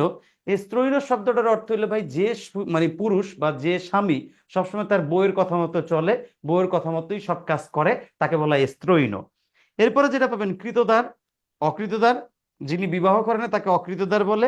বিপত্নিক, এটি জানেন, মোল্লা, জল্লাদ, কাজী, কুস্তিগির, জামাতা, যোদ্ধা, সেনাপতি, বিচারপতি। এই শব্দগুলোর কোনো নারীবাচক লিঙ্গান্তর নাই, এই শব্দগুলো শুধু পুরুষবাচক লিঙ্গান্তরই আছে। এরপরে আমি দুটো এখানে কি উপদেশটাও যোগ হবে? উপদেশটা এটা যোগ দিয়ে আবার গোল দাগ দেন। উপদেশটা শব্দটা যোগ দিয়ে মানে এখানে লেখা সেটা গোল দাগ দেন। কেন গোল দাগ দিতে বলছে এবার আমি বুঝাইতেছি, চলেন। এবার একটু খেয়াল করেন, তিনটা শব্দ আমি আপনাকে গোল দাগ দিতে বলছি, একটা রাষ্ট্রপতি, একটা প্রধানমন্ত্রী, আর একটা বললেন উপদেষ্টা। এটা লিখে আবার কি করছে ভাই, গোল দাগ দিতে। কেন গোল দাগ দিতে বলছে একটু খেয়াল করেন। রাষ্ট্রপতি ছেলেও হয় মেয়েও হয়, প্রধানমন্ত্রী ছেলেও হয় মেয়েও হয়, উপদেষ্টা ছেলেও হয় মেয়েও হয়। দ্যাট মিনস এই তিনটা শব্দকে উভয় লিঙ্গ বলা যায়। তার মানে রাষ্ট্রপতি এটা উভয় লিঙ্গ বলতে পারবেন, প্রধানমন্ত্রী এটাকে উভয় লিঙ্গ বলতে পারবেন, এবং উপদেষ্টা এটাকেও উভয় লিঙ্গ বলতে পারবেন। মোরওভার, আমি শেষ করি, চেয়ারপারসন, জি এটাও দেন, চেয়ারপারসন দিয়ে গোল দাগ দিতে পারেন। আমি সবগুলো ক্লিয়ার করছি, যেটা নিয়ে ডাউট আছে, যেখানে ছেলে মেয়ে দুইটাই হয় সেটা আমি ক্লিয়ার করছি, আপনি এখনই বুঝে যাবেন। তাহলে প্রধানমন্ত্রী, রাষ্ট্রপতি, উপদেষ্টা, চেয়ারপারসন, এই চারটা শব্দকে উভয় লিঙ্গ বলা যায়। কোন ক্ষেত্রে কি কি উত্তর করবেন এবার আমি একটু বলি। ধরেন আপনাকে একটা কোশ্চেন করছে, রে ভাই নিচের কোনটি পুলিঙ্গ, এই কোশ্চেনটা আপনাকে করছে। অপশন এ আপনার লিখছে গায়িকা, অপশন বি লিখছে কি ভাই মালিকা, মালেকা, অপশন সি লিখছে রানী, অপশন ডি লিখছে আপনার রাষ্ট্রপতি। এই কোশ্চেনটা দিয়া আপনাকে প্রশ্ন করছে কি দেখেন, যে নিচের কোনটি পুলিঙ্গ। অপশন চারটা, গায়িকা, মালেকা, রানী, রাষ্ট্রপতি। এই চারটা শব্দকে যদি আমি বিশ্লেষণ করি, দেখেন এই গায়িকা বলতে মেয়েদেরকে বোঝায়, মালেকা বলতে নারীকে বোঝায়, রানী বলতেও নারীকে বোঝায়, রাষ্ট্রপতি শব্দটাই এইখানে দেখেন আমি আপনাকে বলতেছি এটা উভয় লিঙ্গ, মানে কি পুরুষ এবং নারী দুইটা বোঝায়। আবার আমি আপনাকে কোশ্চেন করছি নিচের কোনটি পুলিঙ্গ। এখন এই কোশ্চেনের উত্তর ক্ষেত্রে এই চারটা অপশন যদি আপনি যাচাই বাছাই করেন, প্রথম তিনটা দ্বারা নারীকেই বুঝায়, বাট 4 নম্বর অপশন দ্বারা নারীরও বুঝায়, পুরুষও বুঝায়। এখন আমাকে যেহেতু একটা এমসিকিউ নিতে হবে নিচের কোনটি পুলিঙ্গ, দ্যাটস ওয়াই এটার উত্তর দিতে হবে ভাই ডি। আমি কি এই পর্যন্ত বুঝাইতে পারছি কিনা? জি স্যার। জি স্যার। ওকে, বুঝতে পারছি। জি জি ভাই, এরপর- অবশ্যই। এর পরের কোশ্চেনটা দেখেন কি করছে নিচে। স্যার এরপরে বলেন। স্যার এরকম যদি দিয়ে থাকে যে রাষ্ট্রপতি কোন লিঙ্গ, ভাই আমাকে আমাকে একটু সুযোগ দেন, আমি আরো 2-3টে ওয়েতে বলছি, আপনার কোনো কোশ্চেন থাকবে না, একটু শুনেন, তারপরে থাকলে আপনি বললেন। পরের কোশ্চেন, নিচের কোনটি, আপনাকে এখানে আরেকটু বুদ্ধি খাটায় চেঞ্জ করে দিচ্ছে, দিয়া কইছে নিচের কোনটি নিত্যলিঙ্গ। নিত্যলিঙ্গ, নিত্যলিঙ্গ হয় দুই প্রকার, একটা নিত্য পুলিঙ্গ যেটা দ্বারা শুধু পুরুষই বোঝায়, আর একটা হলো নিত্য স্ত্রীলিঙ্গ যেটা দ্বারা শুধু নারীকেই বোঝায়। প্রশ্ন করছে নিচের কোনটি নিত্যলিঙ্গ। চারটা অপশনই যদি আপনি পড়েন, গায়িকা, মালেকা, রানী, এটি স্ত্রী, বাট এই রাষ্ট্রপতি শব্দটা এটাকে বলা হয় নিত্য পুলিঙ্গ, এটার আরেকটা নাম শুধু নিত্যলিঙ্গ। তাহলে আপনাকে যদি বলে কোনটি নিত্যলিঙ্গ, তাহলে এই ক্ষেত্রে অপশন কি হয়ে গেছে ভাই? রাষ্ট্রপতি হয়ে গেছে। বুঝাইতে পারছি মনে হয় এটাও? নিত্য পুলিঙ্গ বা শুধু নিত্যলিঙ্গ, উত্তর কি হবে ভাই? রাষ্ট্রপতি।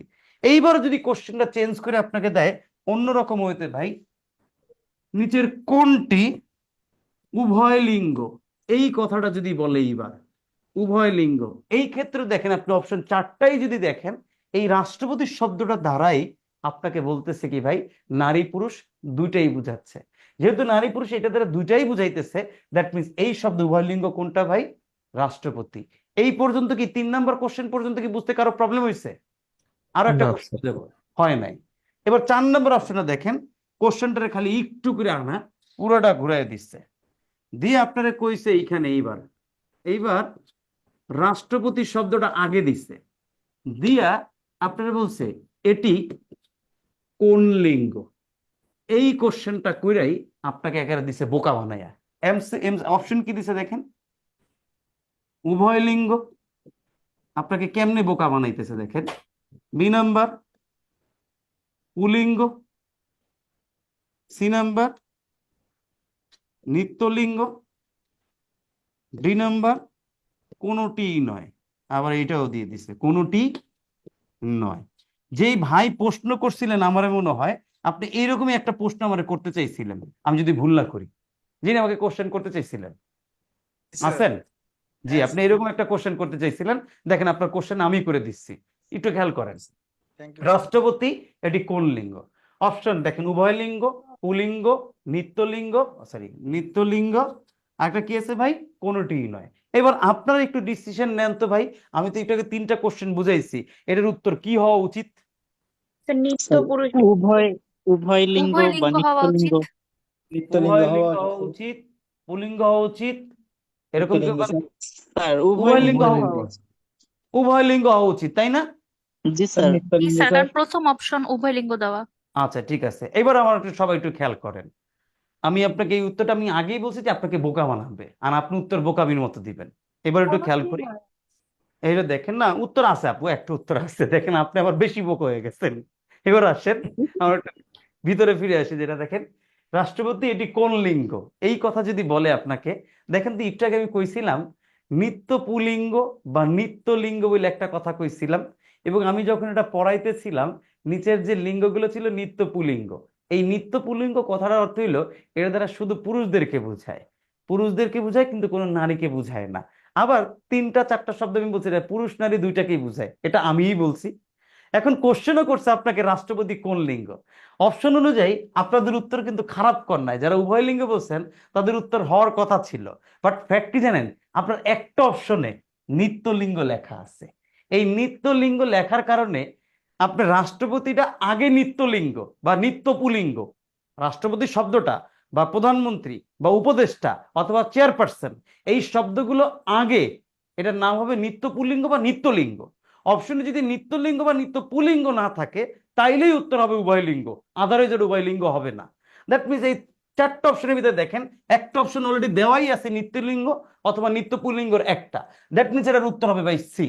যদি কোনো কারণে এই নিত্যলিঙ্গ বা নিত্য পুল্লিঙ্গ এই কথাটা না থাকতো তাহলে এটার উত্তর হইতো ভাই উভয় লিঙ্গ। আশা করি এবার বুঝাইতে পারছি সবাই রে, জি বুঝছি। ক্লিয়ার। বুঝতে পারছেন? অর্থাৎ এটা উভয় লিঙ্গ, এটা রাইট হয়, বাট ফ্যাক্ট হলো নিত্য লিঙ্গ বা নিত্য পুলিঙ্গ এই কথা যদি থাকে তাহলে আগে উত্তর হবে এইটা, আর এটা যদি না থাকে তাহলে উত্তর হবে উভয় লিঙ্গ। আমি মনে হয় বুঝাইতে পারছি, এটা নিয়ে কারো কোনো জি স্যার, বুঝতে প্রবলেম পারছি। থাকে? আচ্ছা, এরপরে দেখেন আর একটা মজার কথা বলি, কোন জায়গায় যদি নিত্য লিঙ্গ উভয় লিঙ্গ কোনোটাই যদি না থাকে তাহলে এটার উত্তর হবে পুলিঙ্গ। এটাও আমরা এখন বুঝে গেছেন? জি স্যার। জি, এই পর্যন্ত যদি বুঝান তাহলে আমরা এবার স্যার বইয়ের দিকে। নিত্যলিঙ্গ নিত্য পুলিঙ্গ এই দুইটা একসাথে থাকলে কি নিত্য পুলিঙ্গ উত্তর হবে না? হ্যাঁ, ভেরি গুড, তখন আবার নিত্য পুলিঙ্গ হবে। গুড, আচ্ছা, এই তো বুঝে গেছেন সবাই। একটা এবার একটা দেখেন, হবে না একটা তো অর্থ জানি না, স্যার। হ্যাঁ, ডাকি শব্দ কি স্যার? ডাকি ঢাকি শব্দ ভাই যে ঢাক বাজায়, আমাদের এই যে দেখবেন মাঝে মাঝে মিছিল টিছিল হইলে কিছু লোকজন ঢাক আর ঢোল পিটাইতে দেয় জোরে জোরে, পুকুরে আওয়াজ হয় না বিয়ে বাড়িতে যেটা পিটায় ওটা। আচ্ছা, এবারে খেয়াল করেন, নিত্য স্ত্রীবাচক শব্দ লেখা কিছু শব্দ এখানে দেওয়া আছে। এই যে নিত্য স্ত্রীবাচক মানে কি, ওই সেম নিয়মেই যে নিত্য স্ত্রীবাচক মানে কি ভাই, এটা দ্বারা শুধুই নারীদেরকে বুঝাবে, এটা দ্বারা কোনো পুরুষকে বুঝাবে না। দ্যাট ইজ ভাই এটা নিত্য স্ত্রীবাচক শব্দ। চলুন আমরা কিছু এক্সাম্পল পড়ি। কিরকম? কুলোটা, অবিধবা, সদবা, এও দায়ী, বিমাতা, অধীরা, অঙ্গনা, অর্ধাঙ্গিনী, অসূর্যস্পর্শ, অরক্ষণীয়া, বারবনিতা, আর হচ্ছে রজস্বলা। এই যে শব্দগুলো পাইছেন, এই শব্দগুলো শুধুই নারীদেরকে বুঝায়, এই শব্দগুলোর কোনো পুরুষবাচক লিঙ্গান্তর হয় না। আরো দুই তিনটা শব্দ আছে, একটু লিখে নেন।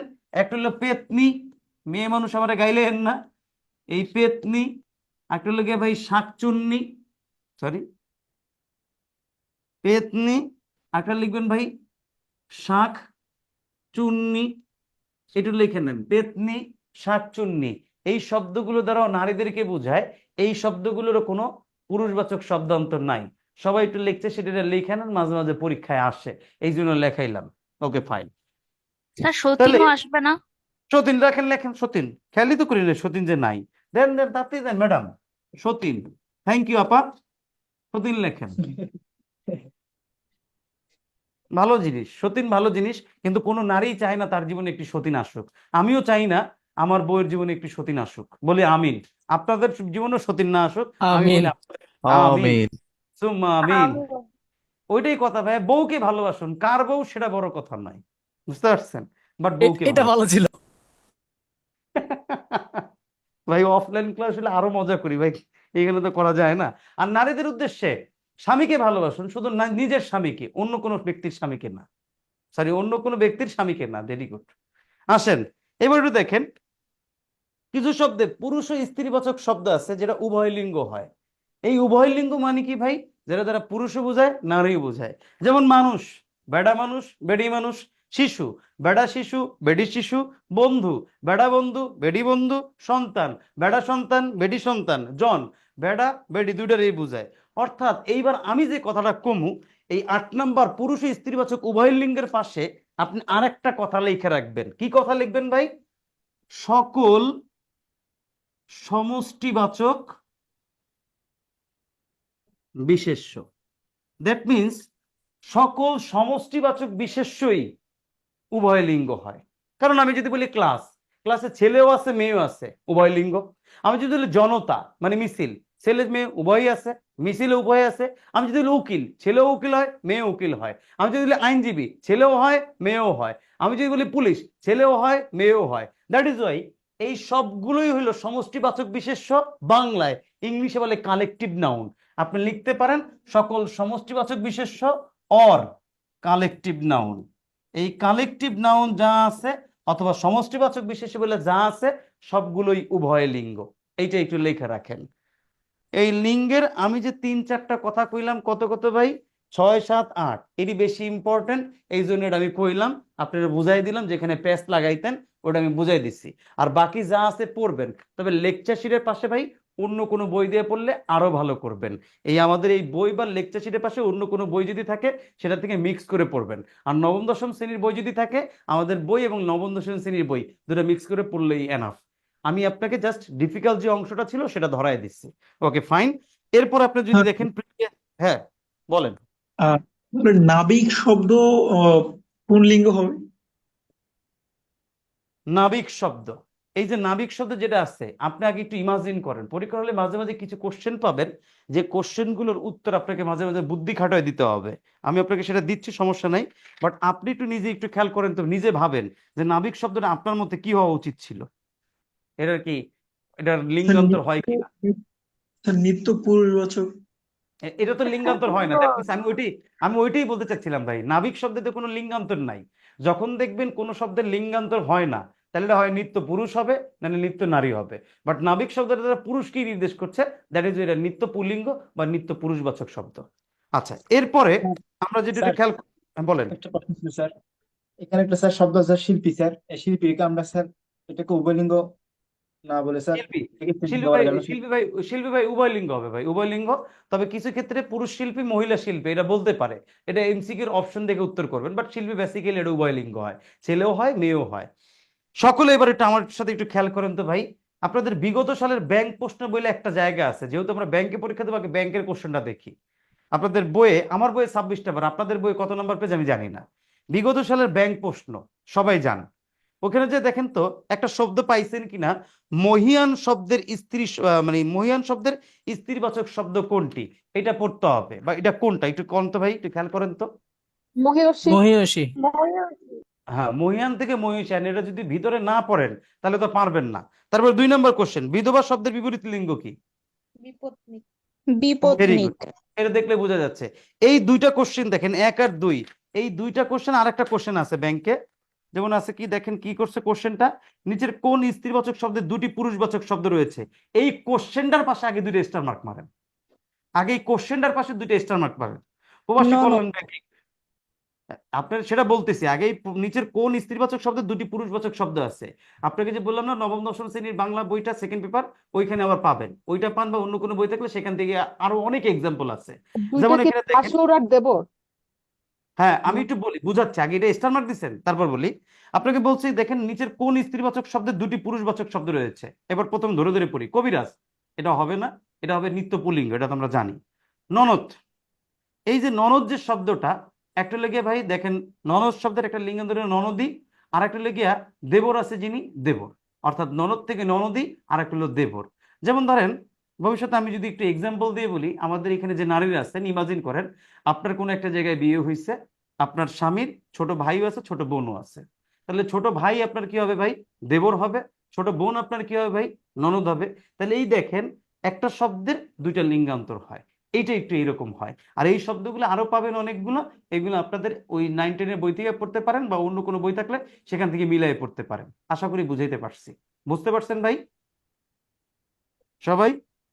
আর ননদে কি পুরুষবাচক? এখানে এখানে যে লেখা দুটো পুরুষবাচক শব্দ। আচ্ছা, 2টি পুরুষবাচক শব্দ মানে কি, আপনার এখানে লিঙ্গান্তরের নিয়মই বলছে এরকম, যেমন ননদ থেকে হয় ননদী, আর একটা হলো গিয়া আপনার যেটা হলো গিয়া একটা হলো দেবর, বুঝতে পারছেন? স্বাভাবিক লিঙ্গান্তর হয় ননদ থেকে ননদী, আর একটা হলো ননদ শব্দের যেটা হয়েছে এখান থেকে দেবর হয়, আর একটা হলো ভাসুর। যেহেতু পুরুষবাচক বলছে, দেবর আর ভাসুরকে আপনি কাউন্ট করতে পারেন, বাট স্বাভাবিক লিঙ্গান্তর নিবে ননদ থেকে হয় ননদী, আর একটা হলো দেবর। বুঝাইতে পারছি ভাই? স্যার বলেন। স্যার এখানে ননদ আর দেবর এবং ননদ আর নন্দাই হবে না, মানে যিনি ননদের হাজবেন্ড। স্যার আমরা তো ওই নবম দশম শ্রেণীর বইতে পড়ছি ননদ ওইটাই দেবর, পড়ছি, আর হচ্ছে হ্যাঁ ওইটাই ননদ আর পড়ছি। নন্দাই, যেটা ননদের হাজবেন্ড এই যে যিনি। ননদ, আগে একটু খেয়াল করি, ননদ এখন একটা হলো দেবর, পুরুষবাচক শব্দের একটা হলো দেবর, আর একটা হলো ননদের যে একটা ছিল কি ননদী, এই যে আপনার ননদের যেটা আছে, এই যে ননদীর শব্দে যে ওনার একজন স্বামী আছে না, স্বামীর, ননদের যে স্বামী, ওনাকে বুঝাইতে পারেন। বুঝাইতে পারছি? আপনি যিনি কথাটা বলছেন, আপু যিনি কথাটা বলছেন, আপনারটাই রাইট, নবম দশম শ্রেণীর বইতে যেটা বলছে ওইটাই রাইট। ননদ একটা হলো দেবর, আর একটা হলো ননদের স্যার স্বামী। নবম দশম শ্রেণী বইয়ে তো এখানে দেওয়া যে কিছু পুরুষবাচক শব্দের 2টি স্ত্রীবাচক শব্দ আছে, হ্যাঁ, ওটাকে একটু উল্টা করে পড়েন তাইলে আবার আর পাবেন। এখানে তো বলছে যে কোন স্ত্রীবাচক শব্দের 2টি পুরুষবাচক আছে। ওই আপনার বইতে যেটা দেওয়া আছে ওটা একটু উল্টা করে পড়লে আপনি উত্তর পেয়ে যাবেন।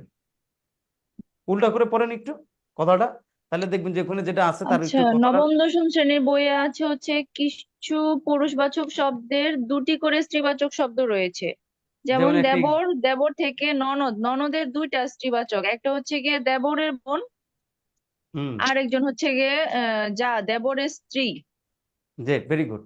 এখন এই যে দেবর যে শব্দটা একটু খেয়াল করেন, দেবর এই শব্দটার দুইটা করে স্ত্রীবাচক, একটা হলো কি ভাই ননদ, দেবরের যে বোন থাকে তারে বলা হয় কি ননদ, সরি তারে আমরা বলি ননদ, এইটা একটা আছে।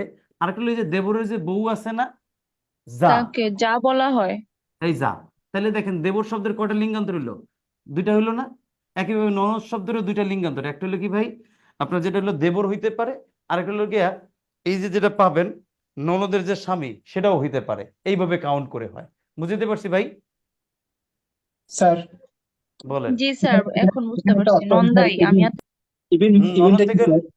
ননদ, একটা হলো ননদের দেবর, একটা নন্দা, এরকম হবে। বলেন। ইবিন স্যার এটা কি স্যার? বুঝি নাই ভাইয়া। এখানে একটা অপশন আছে স্যার, ইবিন এটা কি স্যার? এটা স্বাভাবিক একটা শব্দ ভাই, বুঝতে পারছেন? যেমন মেধাবী, মেধাবী থেকে মেধাবীন, এটা স্বাভাবিক একটা বিদঘুটের শব্দ, যেটা দিয়ে আপনাকে বিপদে ফেলাই দিচ্ছে, আপনি ধরতে পারবেন না, এইটা আর কি, আর কিছু না রে ভাই। এখানে তাহলে উত্তর হবে কিন্তু 3 নম্বর এমসিকিউর উত্তর খ। আপনারা আমি বুঝাইতে চাইছি, দেখেন ব্যাংকের কোশ্চেনের লিঙ্গান্তরের গুরুত্ব কি বেশি না কম? একটু খেয়াল করেন, টোটাল কোশ্চেন হয়েছে কয়টা এই পর্যন্ত? 3টা। তাহলে এটার গুরুত্ব বেশি না কম? কম। এখন কম হোক আর বেশি হোক, কোশ্চেন তো আসছে, দ্যাট মিনস এইটা এইখান থেকে পড়ার পাশাপাশি ওই যে নবম দশম শ্রেণীর যে বইটা আছে না, আপু মনে হয় নবম দশম শ্রেণীর বইটা ওনার সামনে আছে, আমি যদি ভুল না করি, আছে? যিনি আমাকে একটু আগে বললেন। জি স্যার। Very good. এই দুইটা বই মিক্স করে পড়লে হয়ে যাবে, বুঝাতে পারছি? আর বাকি এই টপিক পড়ার পর আর ওই নবম দশম শ্রেণীর বই টপিক পড়ার পর এখানে যত এমসিকিউ আছে প্র্যাকটিস করবেন, দেখবেন পরীক্ষা আসবে। বাট আপনার পরীক্ষায় যে কোশ্চেনটা আসবে আপনি মিলাই নেন। 2023 যদি বাংলাদেশ ব্যাংকের এডি অথবা 2022 সাল ভিত্তিক আপনার সমন্বিত ব্যাংকের সিনিয়র অফিসার বা এই অফিসার সেই অফিসার, এটা যদি আসে, আপনার যদি লিঙ্গান্তর থেকে কোশ্চেন করবেন এটি নিচের কোনটি নিত্য স্ত্রীবাচক শব্দ, নিচের কোনটি নিত্য পুরুষবাচক শব্দ, এইখান থেকে কোশ্চেন আসবে, আপনি একটু মিলাই নিয়েন। Okay fine. তাহলে লিঙ্গান্তর জিনিসটা কি করতে হবে ভাই, বাকিটা বাসায় পড়তে হবে। এই পর্যন্ত কি বুঝাইতে পারছি ভাই?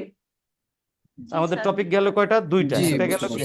একটা গেল উপসর্গ, আর একটা গেল কি ভাই? উপসর্গ আর একটা হচ্ছে লিঙ্গান্ত। লিঙ্গান্ত। এইবার আমরা যেটা পড়বো ভাই, এটা হলো কি আমাদের ধীরোক্ত। আর ধীরোক্ত পড়ার পরেই আমরা 1 নম্বর লেকচারে যে টপিকটা বাদ দিছিলাম শব্দের শ্রেণীবিভাগ, সরি ধ্বনির পরিবর্তন, ওটা পড়বো। ওকে ফাইন, চলুন এবার আমরা সবাই পৃষ্ঠায় যাই। পৃষ্ঠা নাম্বার ধীরোক্ত শব্দ কত নম্বর আছে? আমার বইয়ে 20 নম্বর পেজে, আপনাদের বইয়ে কত নম্বর পেজে আমি জানি না। 18 নম্বর পেজে। 18 নম্বর পেজে যান সবাই। গেছি, এবার একটু সবাই মনোযোগ দিয়ে শুনি। এই ধীরোক্ত কথাটার অর্থ হলো ভাই দুইবার উক্ত। কোন একটা শব্দ একবার উচ্চারিত হলে যে অর্থ প্রকাশ করে, শব্দটা দুইবার উচ্চারিত হলে তার চেয়ে ব্যতিক্রম ধর্মী অর্থ প্রকাশ করে, আর এইটাকেই বলা হয় ধীরোক্ত। এক্সাম্পল হিসেবে যদি একটু খেয়াল করি, আমি একটা বাক্য লিখলাম, আমার জ্বর হয়েছে, একটা। আর একটা হলো আমি আজ জ্বর বোধ করছি, এইটা আর একটা পড়াচ্ছি লিখে লিখছি। এই যে জ্বর বোধ করছি, একটু খেয়াল করেন তো ভাই, আমার জ্বর হয়েছে, এই প্রথম বাক্যটা যদি আমি খেয়াল করি, এই বাক্যটার অর্থ দাঁড়ায় কি ভাই, আমার জ্বর হয়ে গেছে। বাট সেকেন্ড বাক্যটা দেখেন, যেটা বলছি আমি আজ জ্বর বোধ করছি, এই জ্বর কথাটা দুইবার ব্যবহার করার ফলে বাক্যটার অর্থ চেঞ্জ হয়ে গেছে। এর অর্থ দাঁড়াইছে আমি আজ জ্বর বোধ করছি, মানে আমার জ্বর হয় নাই, জ্বর হইতে পারে, সামান্য অর্থ বুঝাইছে। এই যে সামান্য অর্থে বুঝাইছে, এটাকেই বলা হয় ধীরোক্ত। তার মানে আমি প্রথমেই বলছি ধীরোক্ত মানে দুইবার উক্ত। কোন একটা শব্দ একবার উচ্চারিত না হলে শব্দটা দুইবার উচ্চারিত হবে। এই দুইবার উচ্চারিত হলে অর্থ যদি চেঞ্জ হয়ে যায় তাকে আমরা ধীরোক্ত বলি। যেমন আমার জ্বর হয়েছে, কথার অর্থ জ্বর হয়ে গেছে। আমি আজ জ্বর বোধ করছি, কথার অর্থ জ্বর হয় নাই, জ্বর আসতে পারে। এইটাকে বলা হয় ধীরোক্ত। এতটুকু কি বুঝতে পারছি ভাই? জি স্যার। বুঝতে পারছি। জি এর পরেরটা যদি বলি, দ্বিরুক্ত শব্দ তিন প্রকার, এইখান থেকে অনেক কিছু বোঝার আছে। একটা হলো ভাই শব্দের দ্বিরুক্তি, একটা হলো শব্দের দ্বিরুক্তি, 2 নম্বরটা আমরা পাই ভাই পদের দ্বিরুক্তি, 3 নম্বরটা আপনি পাবেন যেটা অনুকার বা ধন্যাত্মক দ্বিরুক্তি। তাহলে একটু খেয়াল করেন তো, আপনাকে যদি কোশ্চেন করা হয় ভাই দ্বিরুক্তি কয় প্রকার, 1 নম্বরটা শব্দের দ্বিরুক্তি, 2 নম্বরটা পদের দ্বিরুক্তি, 3 নম্বরটা অনুকার বা ধন্যাত্মক। এটার একটা স্ক্রিনশট নেন, কারণ এটা বইতে নাই, আমার বইতে নাই, আপনাদের হয়তো বা বইতে থাকতে পারে। স্ক্রিনশট নেওয়া শেষ হইলে এইবার খেয়াল করবেন শব্দের দ্বিরুক্তি আর পদের দ্বিরুক্তি কারে বলে, এইটা একটু যদি আমি বলি, একটা 2টা সংজ্ঞা লিখবো, সংজ্ঞা 2টা সবাই স্ক্রিনশট নেবেন। শব্দের দ্বিরুক্তি 1 নম্বর লিখলাম, কোন শব্দে যদি বিভক্তি না থাকে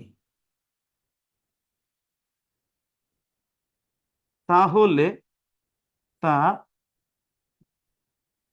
শব্দের দ্বিরুক্তি। কিন্তু শব্দে বিভক্তি থাকলে তা পদের দ্বিরুক্তি। কথাটা বলছি কি দেখেন, আমরা কথাটা বলছি এইরকম যে কোন শব্দে যদি বিভক্তি না থাকে তাহলে তা শব্দের দ্বিরুক্তি, কিন্তু শব্দে বিভক্তি থাকলে তা পদের দ্বিরুক্তি। এই যে কথাটা লিখছে এটার আগে একটা স্ক্রিনশট নেন, এটার একটা স্ক্রিনশট নেওয়া শেষ মনে হয়। নেওয়া শেষ হইলে আপনাদের বইয়ে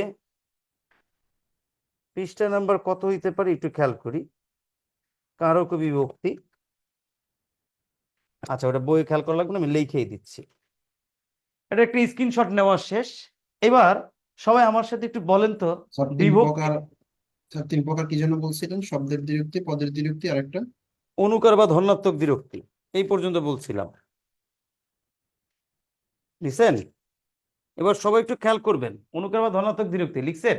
এবার দেখেন আমি যেটা বললাম লিখছে, এখানে একটা স্ক্রিনশট নেন। কোন শব্দে যদি বিভক্তি না থাকে তাহলে তা শব্দের দ্বিরুক্তি, কিন্তু শব্দে বিভক্তি থাকলে তা পদের দ্বিরুক্তি। এটার একটা স্ক্রিনশট নেন। আশা করি স্ক্রিনশট নেওয়া শেষ, যদি ভুল না করি। নেওয়া শেষ স্ক্রিনশট? জি জি স্যার। Okay fine. স্ক্রিনশট নেওয়া হলে এবার একটু খেয়াল করবেন, আমি আপনার কোশ্চেন করি, আমার একটু কোশ্চেনের উত্তর দিয়ে। ভাই বিভক্তি কয় প্রকার? উত্তর 2 প্রকার। একটা হলো 2 প্রকার, বিভক্তি হলো 2 প্রকার, বিভক্তি। দ্বিরুক্তি 3 প্রকার, বাট বিভক্তি কয় প্রকার? উত্তর 2 প্রকার। 2 প্রকার কি ভাই? হ্যাঁ, একটা হলো নাম শব্দের বিভক্তি, ক্রিয়া বিভক্তি। হ্যাঁ, একটা হলো শব্দের বিভক্তি অথবা নাম বিভক্তি, আর একটা হলো কি ভাই? ক্রিয়া বিভক্তি। ভাই ক্রিয়া বিভক্তি। হ্যাঁ, শব্দ বিভক্তি হলো 7 প্রকার, আর ক্রিয়া বিভক্তির পরিমাণ অনেক বেশি। আমাদের এত কিছু দরকার নাই, আমাদের পড়ালেখা যেটা লাগবে তার নাম হলো শব্দ বিভক্তি। শব্দ বিভক্তি 7 প্রকার কি কি আছে ভাইয়া? একটা হলো গিয়া প্রথমা, শূন্য, স্বরেয়, রস্যই। তারপরটা পাবেন কি ভাই? দ্বিতীয়া, কে, রে, একটা হলো গিয়া এ রে। এরপরটা পাবো কি ভাই? তৃতীয়া, সরি, তৃতীয় বিভক্তি পাবেন। এটা আপনাদের লেখার দরকার নাই, কারক বিভক্তি বলে একটা টপিক আছে আপনাদের বইয়ে, ওইখানে গেলেই পাবেন, দ্বারা দিয়ে, কর্তৃক। তারপর চতুর্থী বিভক্তি বলতে কি কি পাই ভাই? কে, রে, এরে, জন্যে, আরেকটা আছে কি ভাই? নিমিত্তে। এবার দেখেন পঞ্চমী বিভক্তি বলতে আমরা যেটা পাই হতে, থেকে, চেয়ে। এই বিভক্তিগুলো আমরা এখানে দেখি। ষষ্ঠী বিভক্তি বলে আমরা যেটা পাই ভাই র, এর।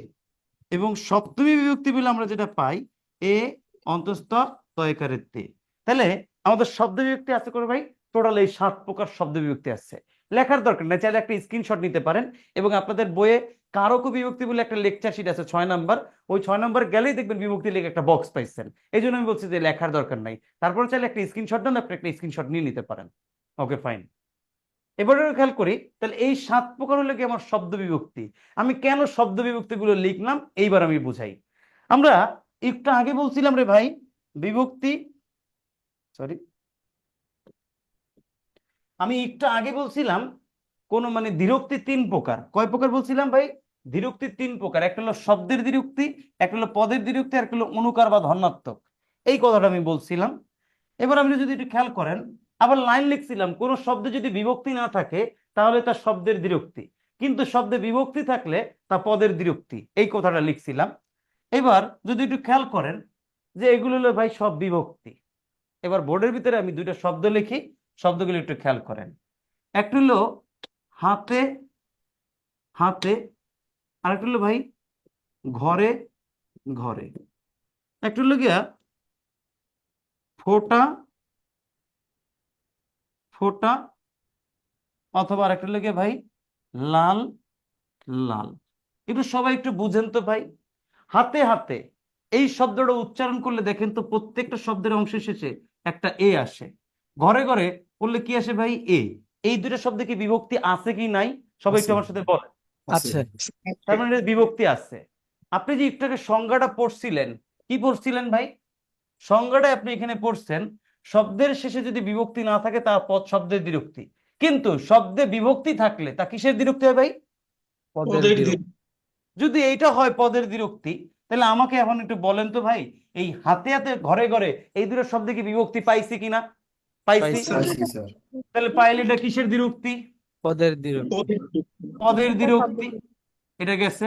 আবার দেখেন এখানে ফোঁটা ফোঁটা উচ্চারণ করলে এইখানেও আসছে আ, এইখানেও আসছে আ। আ বইলা কোনো বিভক্তি কি আমি লিখছি কিনা একটু দেখেন তো ভাই। প্রথমা বিভক্তিতে শূন্য স্বরে রস্যি কি কোনো জায়গায় তো আ বইলা কোনো বিভক্তি আমি লিখি নাই, লিখি নাই। এবার একটু মজার কথা একটু শুনে নেন। কারক যখন পড়াবো, কারকের ক্ষেত্রে যদি কোনো জায়গায় কোনো বিভক্তি থাকুক আর না থাকুক, তাও সেখানে প্রথমা বা শূন্য বিভক্তি ধরতে হয়। কারক বাদে অন্য যে কোনো জায়গায় বিভক্তি না থাকলে ওইখানে কোনো বিভক্তি ধরা যাবে না। তাহলে এখানে যেহেতু আমি শব্দটা লিখলাম ফোঁটা ফোঁটা, উচ্চারণ হচ্ছে আ, আ বইলে কোনো বিভক্তি নাই। লাল লাল শব্দে কোনো বিভক্তি আমি পাই না। যেহেতু ফোঁটা ফোঁটা লাল লাল শব্দে বিভক্তি নাই, দ্যাট মিনস এটা কিসের দ্বিরুক্তি ভাই? শব্দের দ্বিরুক্তি। আমি আমি মনে হয় তাহলে সবাই বুঝাইতে পারছি। তাহলে এখন আমরা সবাই একটা জায়গায় আইসা শিওর হইলাম শব্দের শেষে বিভক্তি থাকলে সেটা কি হবে ভাই? পদের। কিসের দ্বিরুক্তি? পদের। আর শব্দের শেষে বিভক্তি না থাকলে সেটা কিসের দ্বিরুক্তি? শব্দের দ্বিরুক্তি। সবাই বুঝতে পারছি তাহলে? Okay fine. এখন বাকি রইলো আমাদের আরেকটা কি বাকি রয়েছিল ভাই? এই যে একটা জিনিস আমরা বাকি রেখে দিছিলাম, এটা নাম অনুকার বা কি ভাই? ধনাত্মক। আসে এই অনুকার বা ধনাত্মক দ্বিরুক্তির আরেকটা নাম আমি ব্র্যাকেটে লিখে রাখলাম অব্যয়। আমি আপনাদের 7 নাম্বার লেকচারে পড়াবো, অনুকার 8 নাম্বার লেকচারে এগুলো আবার পড়াবো। অনুকার বা ধনাত্মক দ্বিরুক্তি, ওটার নাম কি ভাই? অব্যয়। এবার আসেন, অনুকার বা ধনাত্মক দ্বিরুক্তি কারে বলে? মনোযোগ দিয়ে শুনবেন। কোনো একটা প্রাণীর অব্যক্ত রব, কোনো একটা প্রাণীর অব্যক্ত রব যার কোনো অর্থ নাই। আবার আমার আর আপনার অনুভূতিজাত শব্দ, কল্পনা প্রবণ শব্দ যারও কোনো অর্থ নাই, এগুলোকে বলা হয় অনুকার বা ধনাত্মক দ্বিরুক্তি। এইটারই আর একটা নাম অনুকার বা ধনাত্মক অব্যয়। এখন অব্যয় মনে রাখার দরকার নাই, বুঝার সুবিধাতে আমি লিখছি। এখন একটু দেখেন কিরকম। যেমন প্রাণী ডাকে দেখেন ঘেউ ঘেউ, ভেউ ভেউ, ম্যাও ম্যাও, চিহি চিহি, কুহু কুহু, কা কা।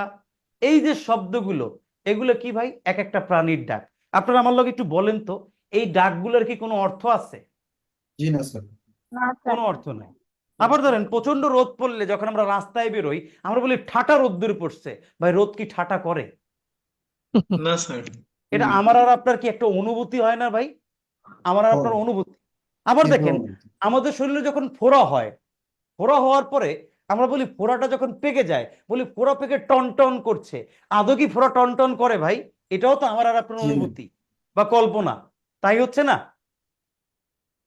তাই হচ্ছে। তাহলে এবার আমার সাথে একটু স্বীকার করেন, ঘেউ ঘেউ, ভেউ ভেউ, ম্যাও ম্যাও, চিহি চিহি, কুহু কুহু, কা কা, হন হন, ভন ভন, পন পন, শন শন, ঠাটা, তারপর রিমঝিম, এই শব্দগুলোর কি কোনো অর্থ আছে ভাই?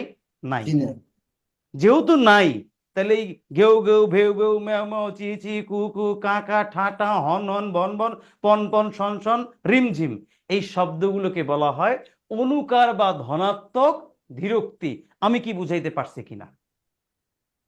স্যার এটাকে স্যার ধনাত্মক বলা হয় কেন স্যার?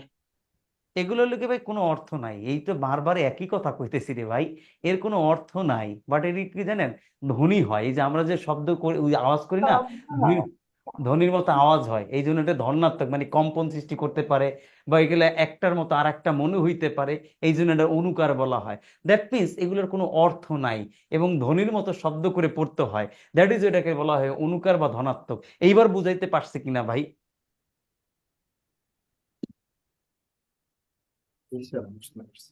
যিনি কোশ্চেন স্যার করছেন, এগুলোর হ্যাঁ মধ্যে বল। স্যার বিপরীত আছে স্যার? এগুলোর মধ্যে কি হ্যাঁ, স্যার বিপরীত আছে স্যার? বিপরীত আছে স্যার? বিপরীত আছে স্যার? আমি আপনার কথা বুঝি নাই, কথা কেটে কেটে আসছে। না স্যার, এগুলোর মধ্যে কি স্যার বিপরীত আছে স্যার? মানে শব্দগুলোর মধ্যে? এই শব্দগুলোর ভিতরে বিভক্তি আছে কিনা, তাই না? না, বিপরীত স্যার, বিপরীত বিপরীত আছে স্যার। মানে একটার বিপরীত একটা আছে স্যার। ও আচ্ছা, একটার বিপরীত আর একটা আছে কিনা? জি স্যার, জি স্যার, এরকম আছে স্যার। যেরকম কিরকম এক্সাম্পল বলেন তো একটু শুনি, আপনি কিরকম কি বলতেছেন যেমন আমরা যে বলি ফানি টানি এরকম বলি না স্যার? ও আচ্ছা আচ্ছা, ভেরি গুড, এইবার বুঝতে পারছি। ওটাকে বলা হয় ভাই যুগ্ম রীতির দ্বিরুক্তি। একই শব্দের হালকা বা কিঞ্চিত পরিবর্তন করে যদি দ্বিরুক্তি হয়, তাকে বলা হয় যুগ্ম রীতির দ্বিরুক্তি। যেমন চাটা, বইটই, ফানি জি স্যার। টানি, আমটাম, বুঝতে পারছেন? এই জিনিসগুলোকে বলা হয় যুগ্ম রীতির দ্বিরুক্তি। কি দ্বিরুক্তি বলা হয় ভাই? যুগ্ম রীতির। এটাই এরকম। এখন আমাকে একটু বলেন, আমি যদি বলি ভাই আপনাকে, এই যে তিনটা শব্দ দিলাম, আমার একটু সবাই খেয়াল করবেন। ঘরে ঘরে, এরপরে লেগে লাল লাল, এরপরে লেগে ভাই ঘেউ ঘেউ। বুঝতে পারছি? এখন আপনাকে প্রশ্ন যদি করে ঘরে ঘরে কোন দ্বিরুক্তি, আপনি উত্তর কি দিবেন? পদের দ্বিরুক্তি। পদের দ্বিরুক্তি। আচ্ছা, লাল লাল যদি বলে তাহলে আপনি কি দ্বিরুক্তি উত্তর দিবেন? শব্দের শব্দের দ্বিরুক্তি। দ্বিরুক্তি। ঘেউ ঘেউ যদি বলে তাহলে কি উত্তর দিবেন ভাই? অনুকার অনুকার বা ধনাত্মক, যেটাই তাই থাকবে। দিবেন। হ্যাঁ, যদি দিবেন। আচ্ছা, এটা বুঝতে পারছি, যেটা থাকবে সেটাই দিবেন। চলেন এবার আমি আপনার সাথে একটা এমসিকিউ দিই, একটু খেয়াল করেন। আর দ্বিরুক্তি থেকে কোশ্চেন কিরকম আসে আগে এটা একটু বলে নিই। দ্বিরুক্তি থেকে দুই ধরনের কোশ্চেন আসে। প্রথম কোশ্চেন, ঘরে ঘরে কোন দ্বিরুক্তি, লাল লাল কোন দ্বিরুক্তি, ঘেউ ঘেউ কোন দ্বিরুক্তি, এটা হলো এক ধরনের কোশ্চেন। সেকেন্ড টাইপ কোশ্চেন, একটা বাক্য দিয়ে দিবে। ধরেন আমি আর জ্বর জ্বর বোধ করছি, এই বাক্যটা দিয়ে দিবে। এই বাক্যটা দিয়ে আপনাকে বলবে এই বাক্যে দ্বিরুক্তিটা কোন অর্থে ব্যবহার করা হয়েছে, তখন আবার এটা হবে সামান্য অর্থে। এই দুই ধরনের কোশ্চেন দ্বিরুক্তি থেকে পরীক্ষায় আসে। এবার আপনার সাথে আমি একটা যদি কোশ্চেন দিই, দেখেন এই কোশ্চেন উত্তরটা পারেন কিনা। Option A, option B, option C, option D. আসেন, এখানে বলছে, সরি, ধনাত্মক অনুকার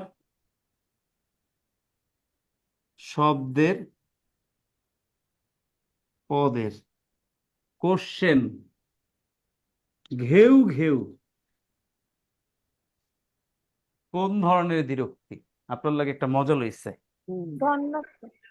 স্যার অনুকার। ঘেউ অনুকার। অনুকার।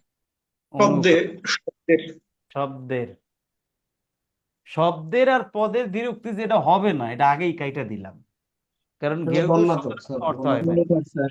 উত্তর হবে ধনাত্মক বা অনুকার। এবার আমি একটা কোশ্চেন করি, আপনারা কিছু লোক আমার সাথে, আচ্ছা খেয়াল করি, ঘেউ ঘেউ। এবার প্রশ্ন করলাম ধনাত্মক কারা কারা,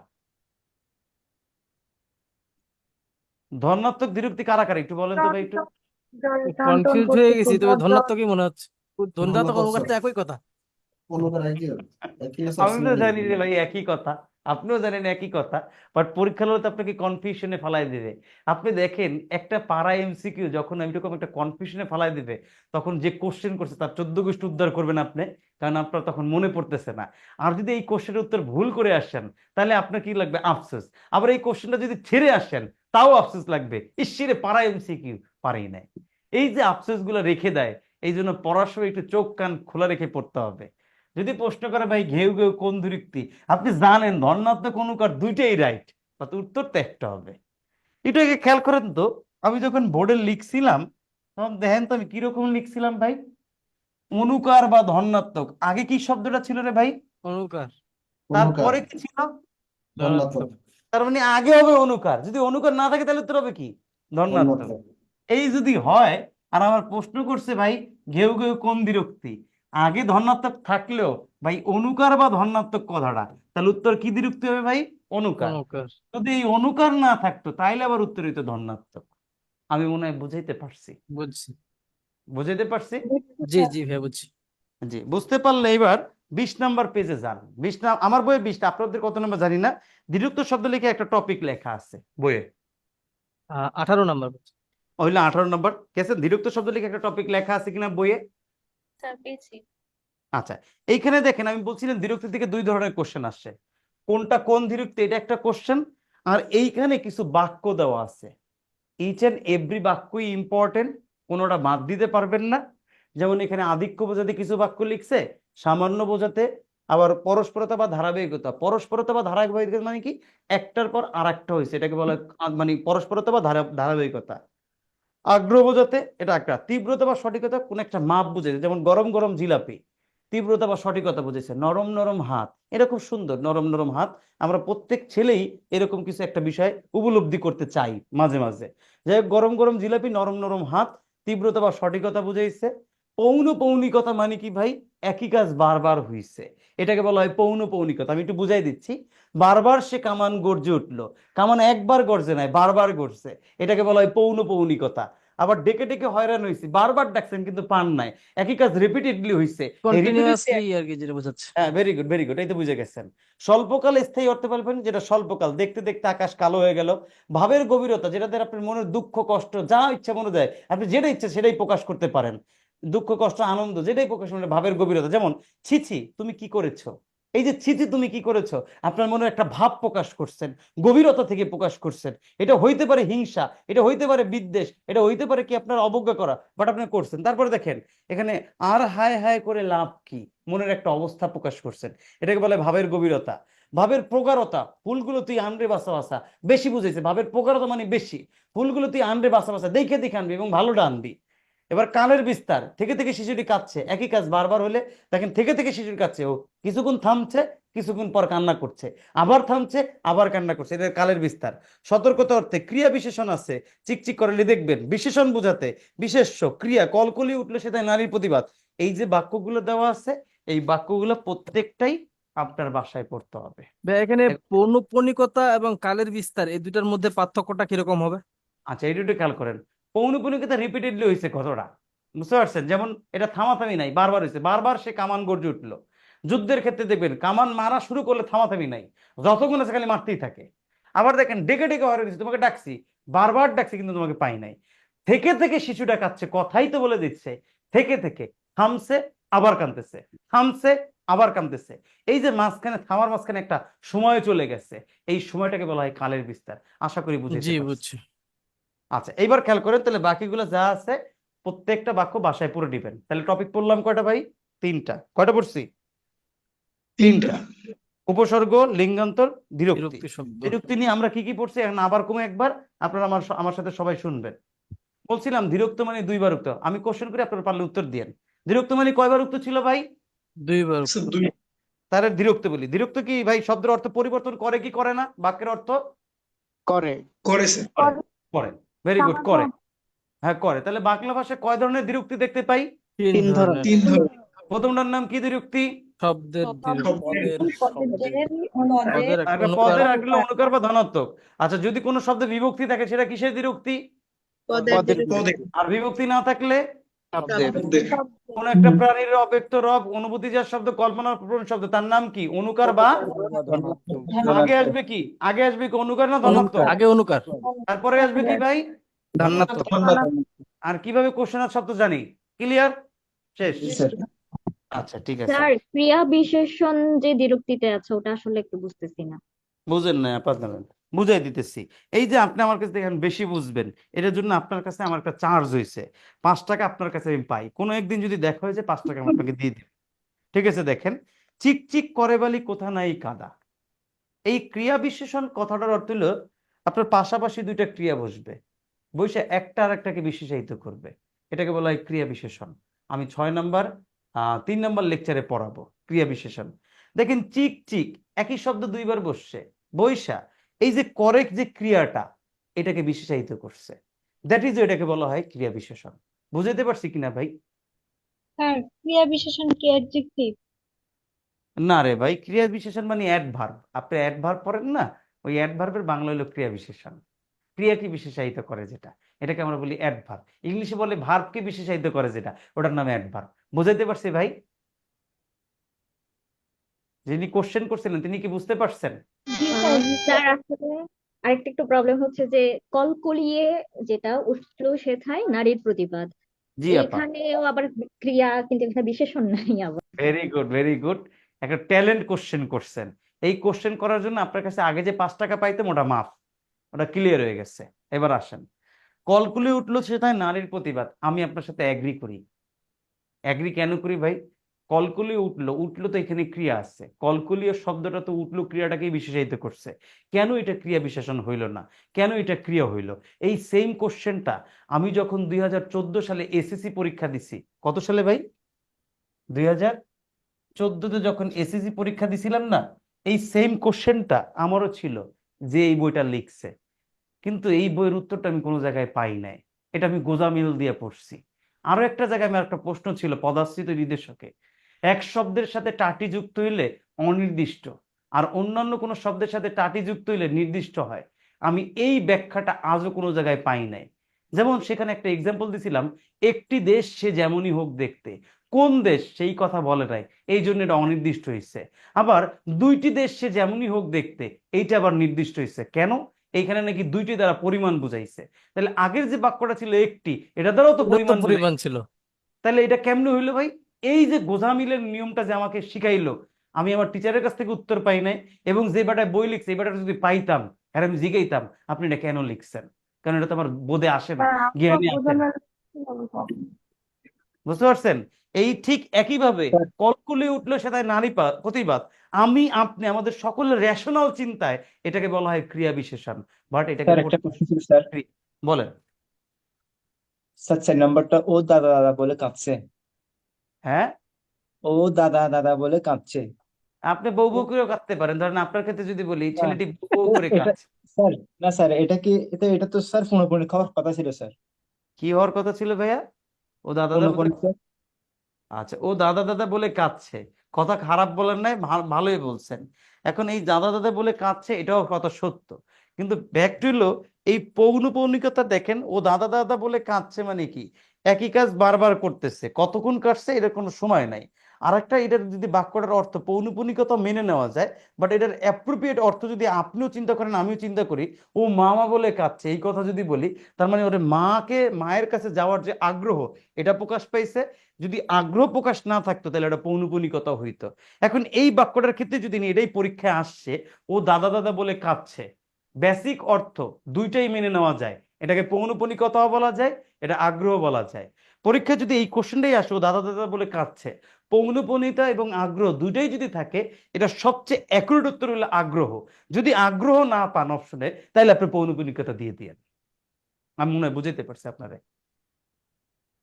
আচ্ছা স্যার, ঠিক আছে। আচ্ছা, এবার আসেন সবাই, আমাদের 1 নম্বর লেকচার একটা টপিক বাকি ছিল ধ্বনির পরিবর্তন। ধ্বনির পরিবর্তন টপিকটা আগে পড়াবো না শব্দের শ্রেণী বিভাগটা নিয়ে কিছু বলবো? শব্দটাই আগে পড়ান। ওকে, যেটা বেশি ইম্পর্টেন্ট। ধ্বনির পরিবর্তনই ইম্পর্টেন্ট, বাদ দেওয়া যাবে না। ধ্বনির পরিবর্তন থেকে কোশ্চেন আসে। প্রশ্ন আসে স্যার। এবং ঢাকা যে বাংলাদেশ ব্যাংকের এবং সমন্বিত ব্যাংকের সবচেয়ে মোস্ট ফেভারিট টপিকের নামই ধ্বনির পরিবর্তন, শব্দের শ্রেণী বিভাগ, দুইটাই ইম্পর্টেন্ট। চলুন আমরা দুইটাই পড়ি। তা আগে যেহেতু লেকচার 2 আছে, লেকচার 2 এরটাই আগে পড়ি, তারপর লেকচার 1-এ যাই। রেডি? জি।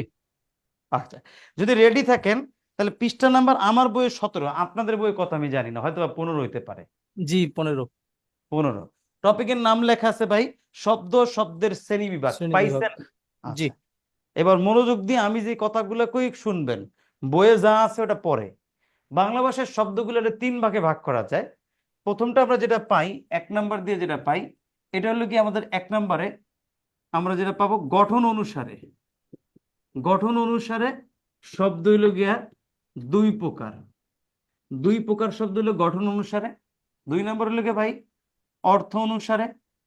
এই অর্থ অনুসারে শব্দ হইল গিয়ে ভাই 3 প্রকার। আরেকটা হলো গিয়ে উৎস অনুসারে, সরি এটা চাইল্ড লিখে ফেলছি ভুলে, উৎস অনুসারে শব্দ হলে গিয়া আগাম তো আরো এক জায়গায় করছি। আচ্ছা, উৎস অনুসারে শব্দ হলো উৎস, এই উৎস অনুসারে শব্দ হলে গিয়ে ভাই 5 প্রকার। আপনাদের অনেকের মনে একটা প্রশ্ন আছে, ভাই নতুন বইতে তো উৎস অনুসারে প্রশ্ন দেওয়া মানে শব্দ দেওয়া আছে 4 প্রকার, তাহলে আমি কি 4 দেবো না 5 দেবো? এই যদি আপনার কথা হয়, আপনার উত্তর হবে ভাই উৎস অনুসারে শব্দ 5 প্রকার দিবেন, কারণ 2025 সাল থেকে 2012 সালের পড়ায় ফিরে যাবে। যেহেতু 2012 সালের পড়ায় ফিরে যাবে, দ্যাট ইজ আপনাকে উত্তর করতে হবে ভাই উৎস অনুসারে শব্দ 5 প্রকার। আর বেসিক্যালি আপনাকে যদি কোশ্চেন করে বাংলা ভাষার শব্দ ভান্ডারকে কয় ভাগে ভাগ করা যায়, উত্তর হলো 3 3 ভাগে। ভাগ। প্রথমটার নাম কি ভাই? গঠন অনুসারে। গঠন গঠন অনুসারে 2 ও, ভাগে ভাগ করে, তারপর হলো অর্থ অনুসারে কয় ভাগে ভাই? 3 ভাগে। আর উৎস অনুসারে কয় ভাগে ভাগ করে ভাই? 5 ভাগে। এই হলো ভাগ বা প্রকারভেদ, এইটা আপনি জানেন। এবার বইয়ের, আমার বইয়ের পৃষ্ঠা নম্বর হলো 19, আপনাদের বই হয়তো পৃষ্ঠা নম্বর হতে পারে 17। দেখেন তো ভাই গঠনমূলক শব্দের শ্রেণী বিভাগ গুলো কিছু পাইছেন কিনা? স্যার পাইছেন? আচ্ছা, আপনাদের সকলের উদ্দেশ্যে বলি, অলরেডি 1 ঘন্টার উপরে ক্লাস হয়ে গেছে। আপনাদের হয়তো বা বিরক্ত লাগতে পারে এতক্ষণ ক্লাসে থাকতে। অফলাইন ক্লাসে থাকলে বিরক্ত লাগে না, অনলাইনে লাগে। বাট আমি চেষ্টা করতেছি সুন্দর করে বুঝাইয়া আপনার আনন্দ সহকারে পড়ানোর। আপনারা যারা আছেন আমার সাথে একটু রেসপন্স করেন, বুঝতে পারছি? Response sir. করলে আমার ভালো লাগবে। জি, অন্তত স্যার। যদি আমি লেকচার 2 শেষ করতে পারি আমার ভালো লাগবে। লেকচার 1-এর একটা অংশ বাকি আছে, সেটাও শেষ করবো কিছুটা। তাহলে আমার সাথে একটু সহযোগিতা করেন। আমার নিজেরও কিন্তু ভাই 2 ঘন্টা এই দাঁড়ায় ক্লাস নিতে আপনাদের দেখি না, নিতে ভালো লাগে না। বাট আমাকে একটু উৎসাহ দেন, আপনারা উত্তর কোশ্চেন করলে উত্তর দিয়েন। আমার রিকোয়েস্ট, আমার সাথে আগামী 30-40 মিনিট থাকেন, পুরো টপিক 2টাই শেষ হয়ে যাবে। একটু কষ্ট করে থাকেন। জি হ্যাঁ, স্যার। জি চাইলে জি স্যার 2 স্যার। মিনিট পানির ব্রেক নিতে পারেন, পানি খেয়ে আসেন 2 মিনিট। না না না, আমার পানি খাওয়া লাগবে না, আমি খুব এনার্জেটিক আপু। আমি দিনে 6টা ক্লাস নিই 12 ঘন্টা, সকাল 7টা শুরু করে সন্ধ্যা 7টা, তারপর আবার রাত 9টা আবার অনলাইন। টোটাল মিলে 12 ঘন্টা ক্লাস নিই। আমি প্রচুর এনার্জেটিক একটা পার্সন, আমার পানি লাগবে না। রেডি? আপনি বলছেন, ধন্যবাদ। গঠন অনুসারে বাংলা ভাষার শব্দকে 2 ভাগে ভাগ করা যায়। একটার নাম মৌলিক শব্দ, সরি, আচ্ছা, একটার নাম মৌলিক শব্দ, আর একটার নাম ভাই 2 নম্বর যদি বলি সাধিত শব্দ। এবার যৌগিক না ভাই, সাধিত শব্দ। সবাই আমার কথাগুলো একটু শুনেন। মৌলিক শব্দ কারে বলে? যে শব্দকে ভাঙা যায় না, বিশ্লেষণ করা যায় না, তাকে বলা হয় মৌলিক শব্দ। কিরকম? আপনাদের বইয়ের দিকে তাকান, বইয়ের দিকে তাকায় দেখেন মৌলিক শব্দ বইলা আপনি কিছু শব্দ এখানে পাইছেন। কি কি পাইছেন দেখেন। এই মৌলিক শব্দ বইলে পাইছেন গোলাপ,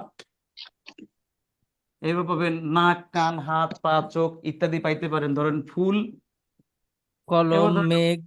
হ্যাঁ ওই যে আপনি যেটা বলছেন কলম, মেঘ, এই শব্দগুলো হলো মৌলিক শব্দ। কেন ভাই? গোলাপ শব্দকে আপনি বিশ্লেষণ করতে পারবেন না, একটু চেষ্টা করে দেখেন, কিন্তু পারবেন না। আমি গত 3 দিন আগে মনে হয় 3 দিন আগে নোয়াখালীতে পড়াইতে গেছিলাম একটা অ্যাডমিশনের ছেলে, যেটা বিশ্ববিদ্যালয়ে পরীক্ষা দিবে।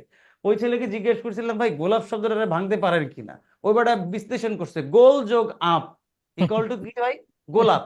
5 থেকে ওর বন্ধু কইছে নিশ্চিত ও ব্রাজিল ফ্যান। কয় কি লিগা?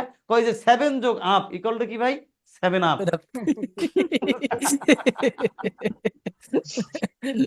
বুঝতে পারছেন? 5 থেকে ওর বন্ধু কইছে, বন্ধু টেনশন করিস না, তুই যে গোলাপ বিশ্লেষণ করছিস আমি বুঝে গেছি তুই ব্রাজিল ফ্যান। কেমনে? 7 যোগ আপ ইকুয়াল টু 7 আপ। কিছু করার নাই ভাই, মজাটা লয়ে লইছে। তাহলে দেখেন এই গোলাপ শব্দ আর ফুল শব্দ, এটা ভাঙাও যায় না, বিশ্লেষণও করা যায় না, এটাকে বলা হয় মৌলিক শব্দ। এরপর একটা দেখেন সাধিত শব্দ, দ্যাট মিনস এটার উল্টাটা। মৌলিক শব্দকে ভাঙা যায় না, বিশ্লেষণ করা যায় না, বাট সাধিত শব্দকে ভাঙাও যায়, বিশ্লেষণও করা যায়। আরো সহজ ভাষায় বললে, যে শব্দটা ব্যাকরণ সাধিত হয় তাকে বলা হয় সাধিত শব্দ। এক্সাম্পল কি? যেমন আমরা একটা শব্দ পাই চলন্ত। এই চলন্ত শব্দটা যদি বিশ্লেষণ করি পাই চল যোগ অন্ত, এটা একটা প্রকৃতি প্রত্যয় সাধিত। আবার আমি যদি পাই দেখেন পঙ্ক, আপনারা যদি এরকম বলি পঙ্কে জন্মে যা ইকুয়াল টু কি ভাই? পঙ্কজ। এটা একটা সমাস সাধিত শব্দ। এটা হলো একটা সমাস সাধিত শব্দ। একটু আগে আমরা ধীরুক্তি পড়াইছি। আমি যদি বলি ভাই জ্বর জ্বর, তাহলে কি ভাই? ধীরুক্ত সাধিত। আমি একটু আগে উপসর্গ পড়াইছি, যদি বলি উপহার, তাহলে কি সাধিত ভাই? ও আপনার উপসর্গ সাধিত। হয়তো কোনো ক্লাসে আমরা সন্ধি পড়াবো, আমি যদি বলি ভাই আমি যদি বলি ভাই সং যোগ বাঁধ, ইকুয়াল টু কি হবে ভাই? সংবাদ। সংবাদ। তাহলে সং হবে না, এটা সম হবে, সম। এই জন্যই বললাম। হ্যাঁ জি জি, সম হবে। সংযোগ বাদ ইকুয়াল টু কি হবে ভাই? সংবাদ। তাহলে দেখেন সাধিত শব্দ কিভাবে সাধিত হতে পারে? প্রকৃতি প্রত্যয় দিয়ে, সমাস দিয়ে, ধীরোক্তি দিয়ে, উপসর্গ দিয়ে, সন্ধি দিয়ে। আর এই শব্দগুলো সবগুলোরে কি বিশ্লেষণ করা গেছে কি যায় নাই? গেছে। তাহলে এটা কি শব্দ ভাইয়া? সাধিত শব্দ। তাহলে এবার আমার সাথে আপনারা সরি, এক্সট্রিমলি সরি, আর প্রকৃতি প্রত্যয় এটা আরেকবার বলবেন, চলন্ত যেটা। চল যোগ অন্ত ইকুয়াল টু কি হচ্ছে ভাই? চলন্ত। এই চলন্ত শব্দটা প্রকৃতি প্রত্যয় সাধিত, 7 নাম্বার লেকচারে পড়াবো। এটা নিয়ে এখন কোশ্চেন করলে পারবেন না। এবার আসেন, তাহলে আমি এখন একটা জিনিস সবাই শিওর হইলাম যে মৌলিক শব্দরে ভাঙা যায় না, বিশ্লেষণ করা যায় না। সাধিত শব্দরে ভাঙাও যায়, বিশ্লেষণও করা যায়। সিম্পল কথা যদি বলি, ব্যাকরণ সাধিত শব্দগুলো কি কি শব্দ বলে? সাধিত শব্দ বলে। এই পর্যন্ত কি বুঝতে পারছি ভাই গঠন অনুসারে যে শব্দ দুই প্রকার? জি স্যার, বুঝতে ওকে পারছি। ফাইন। এবার আমরা বলবো অর্থ অনুসারে। অর্থ অনুসারে যে শব্দ 3 প্রকার। প্রথমটার নামই পাবেন ভাই যৌগিক শব্দ। এই যৌগিক শব্দ প্রথমটা আপনাদের লেকচার শিটে বা বইতে লেখা আছে একরকম, বাট আমি বলতেছি সহজ করে। একটা শব্দ তৈরি হয়েছে যে অর্থে, ব্যবহারও করি ঠিক একই অর্থে, তাকে বলা হয় যৌগিক শব্দ। এক্সাম্পল কি ভাই? যেমন আমি যদি বলি গায়ক, ভাই আমার লোক একটু কমতো, যে বেটায় গান গায় তারে আমরা কি বলি? গায়ক। গায়ক। আবার এই যে একইভাবে যা আমরা করি তারে, যা আমাদের করতে হয় সেটাকে আমরা বলি কি ভাই? কর্তব্য। যেটা করতে হয়। আবার কারোর সাথে যদি ভালো সম্পর্ক হয় আমাদের, তাহলে আমরা বলি তার সাথে তোমার মিতালির ভাব। মিতালির ভাব মানে কি ভাই? বন্ধুত্বের ভাব, এটা আমরা বলি। আবার একটা শব্দ পাবেন ভাই দৌহিত্র, এইটা একটা শব্দ পাবেন, নাতি বা নাতনি অর্থে বুঝাইছে। আবার শব্দ পাবেন ভাই বাবু আনা। বাবু আনা। আমাদের সমাজে কিছু লোক দেখবেন এলাকায় এমন ভাবসাব নিয়ে হাঁটে, ছেলেটা বা মেয়েটা মনে হয় যে ওই এলাকার অর্ধেক ওর বাপের নাহলে ওর দাদার, এমন একটা ভাব নিয়ে হাঁটে। খোঁজ খবর নিয়ে জানবেন বেটার ভিতরে কিচ্ছু নাই, ফাঁকা, শুধু শুধু পাট নিয়ে হাঁটে। এদেরকে বলা হয় বাবু আনা। বুঝতে পারছি ভাই? জি। আচ্ছা, একটা আমরা যখন কোনো একটা ফল খাই, খাওয়ার বলে বলি ভাই মধুর মতো মিষ্টি। তাহলে দেখেন এই যে মধুর কথাটা আমরা ব্যবহার করছি কিসের জন্য ভাই? মিষ্টি বুঝাইতে, এটা বলি। আরেকটা শব্দ পাবেন ভাই চিকামারা। এই চিকামারা শব্দের অর্থ হলো কি ভাই? দেয়ালের লেখন। চিকামারা শব্দের অর্থ কি? দেয়ালের লেখন। এটা দেয়ালের লেখন অর্থেই ব্যবহার করা হয়। অবশ্য আপনারা এটাও ভাবতে পারেন, রাস্তাঘাটে হাঁটলে মাঝে মাঝে আপনারা শুনেন মাইরা ফেলান ইন্দ্রগুলারে মাইরা ফেলান, জাগায় খায় জাগায় মরে, আম্বিয়ার মার ঘরে মরে, এরকম কিছু স্লোগান আপনারা শুনতে পান। মাঝে মাঝে আমি এইসব স্লোগান শিখে রাখি। কেন রাখি জানেন? ভবিষ্যতে যদি চাকরি বাকরি না হয় তাহলে গুলিস্তান মোড়ে একটা দোকান দেবো। দোকান দেবো একই জিনিস ভাই, জিনিসপত্রের জামা কাপড়, চিল্লামো খালি একটা স্লোগান, দেখালন 100, বাইচালন 100, না নিলেও 100, ছোট লইলেও 100। এই স্লোগান দিয়ে বেচমু। আপনাদের যদি কারো কোনো চাকরি বাকরি না হয় আমার লগে যদিও যোগাযোগ- বলেন। যদিও রিজিকের মালিক আল্লাহ, আপনার ইনশাল্লাহ যদি চাকরি না হয় তাহলে আমাদের মতো অনেক কাস্টমার পাবেন ইনশাআল্লাহ। ইনশাল্লাহ ইনশাল্লাহ। আর আমি চাই আপনারা আমার সাথে এসে এমপ্লয়ি হিসেবে যোগদান করেন। নারীরা আসলে বেশি খুশি হবো, কারণ নারীরা যদি কয় 100, কাস্টমার দৌড়ে আসবে, কারণ নারীর জন্য আসে, বুঝতে পারছেন? সুতরাং কারো চাকরি বাকরি না হলে, আমারও যদি না হয়, তাহলে আমরা গুলিস্তান মোড়ে আসি, কোনো সমস্যা নেই, দেশে বেকার রাখবো না, সবাই মিলে বিক্রি করব। এবার আসেন, এই শব্দগুলোরে বলা হয় কি ভাই? যৌগিক শব্দ। আমি কি বুঝাইতে পারছি? কারণ জি স্যার। শব্দগুলো তৈরি হয়েছে যে অর্থে, ব্যবহার করি একই অর্থে, তাকে আমরা বলি যৌগিক শব্দ। বুঝাইতে পারছি মনে হয়? জি স্যার। আচ্ছা, যৌগিক শব্দের পরে আমরা যেটা পাবো 2 নাম্বার, এটা বলে ভাই রুর বা রুরি শব্দ। রুরি শব্দ। সবাই একটু খেয়াল করবেন, এই রুর বা রুরি শব্দটা তৈরি হইব 2টা গ্রামার দ্বারা। একটা হলো প্রকৃতি ও প্রত্যয়, আর একটা হলো গিয়ে ভাই উপসর্গ। এই 2টা জিনিস দ্বারা, অর্থাৎ এই 2টা ব্যাকরণ দিয়ে এই রুর বা রুরি শব্দগুলো তৈরি হবে। বাট মজার কথা হইল, যদিও তৈরি হয়েছে প্রকৃতি প্রত্যয় উপসর্গ দিয়ে, বাট অর্থ প্রকাশ করবে তৃতীয় কোনো অর্থ। অর্থাৎ এই যে প্রকৃতি প্রত্যয় বা উপসর্গের কোনো অর্থ প্রকাশ করবে না, না কইরা তৃতীয় কোনো অর্থ প্রকাশ করবে। এতটুকু কি বুঝতে পারছেন ভাই? জি স্যার। এবার এতটুক বুঝলে সবাই বইয়ের দিকে তাকান, সবাই বইয়ের দিকে তাকান। যেমন বুঝি নাই প্রকৃতি। বুঝেন না, জি জি বুঝাই দিচ্ছি আপা, আর একটু আমি স্যার, বুঝাই দিচ্ছি। বুঝাই দিচ্ছি। বলছি রুর বা রুরি শব্দগুলো এই শব্দগুলো বেসিক্যালি স্বাভাবিক নিয়মে এই শব্দগুলো ম্যাক্সিমাম শব্দই হয় প্রকৃতি প্রত্যয় দিয়ে তৈরি হয় অথবা উপসর্গ দিয়ে তৈরি হয়। বাট বিষয়টা হলো যখন রুর বা রুরি শব্দের ক্ষেত্রে এটা ব্যবহার করা হয় তখন এটা তৃতীয় আর একটা অর্থ প্রকাশ করে। শব্দটা তৈরি হয়েছে প্রকৃতি প্রত্যয় এবং উপসর্গ দিয়ে, আসলে রুর বা রুরি শব্দে এই প্রকৃতি বা প্রত্যয়ের অর্থটা প্রকাশ না করে সে আর একটা অর্থ প্রকাশ করে। এক্সাম্পল কি? যেমন দেখেন, হস্তি একটা শব্দ, হস্তি শব্দের বিস্তার করলে পাই সরি হস্ত যোগ ইন এইরকমও লিখতে পারেন, ইন এইরকমও লিখতে পারেন। তাহলে এই হস্তি শব্দটা বিশ্লেষণ করলে পাই হস্ত যোগ ইন। এই যে ইন শব্দটা পাইলাম এটা প্রত্যয়, সরি এটা কি ভাই? প্রত্যয়। এটা হলো প্রত্যয়। তার মানে আমি বলতে পারি হস্তি শব্দটা তৈরি হয়েছে কি দ্বারা? প্রত্যয় দ্বারা। এই হস্তি শব্দটার প্রকৃতি এবং প্রত্যয়ের যার অর্থ হইল হাত আছে যার, হাত আছে যার, হাত আছে যার, এইটা হলো গিয়ে প্রত্যয়ের অর্থ। বাট যেহেতু শব্দটার নাম রুর বা রুরি, এই রুর বা রুরি অর্থে এই প্রত্যয়ের অর্থ ব্যবহার না করে এই হাত আছে যার না বুঝাইয়া রুর বা রুরি অর্থে বুঝাইছে হাতি। এটা কোন অর্থ ভাই? রুর বা রুরি অর্থে।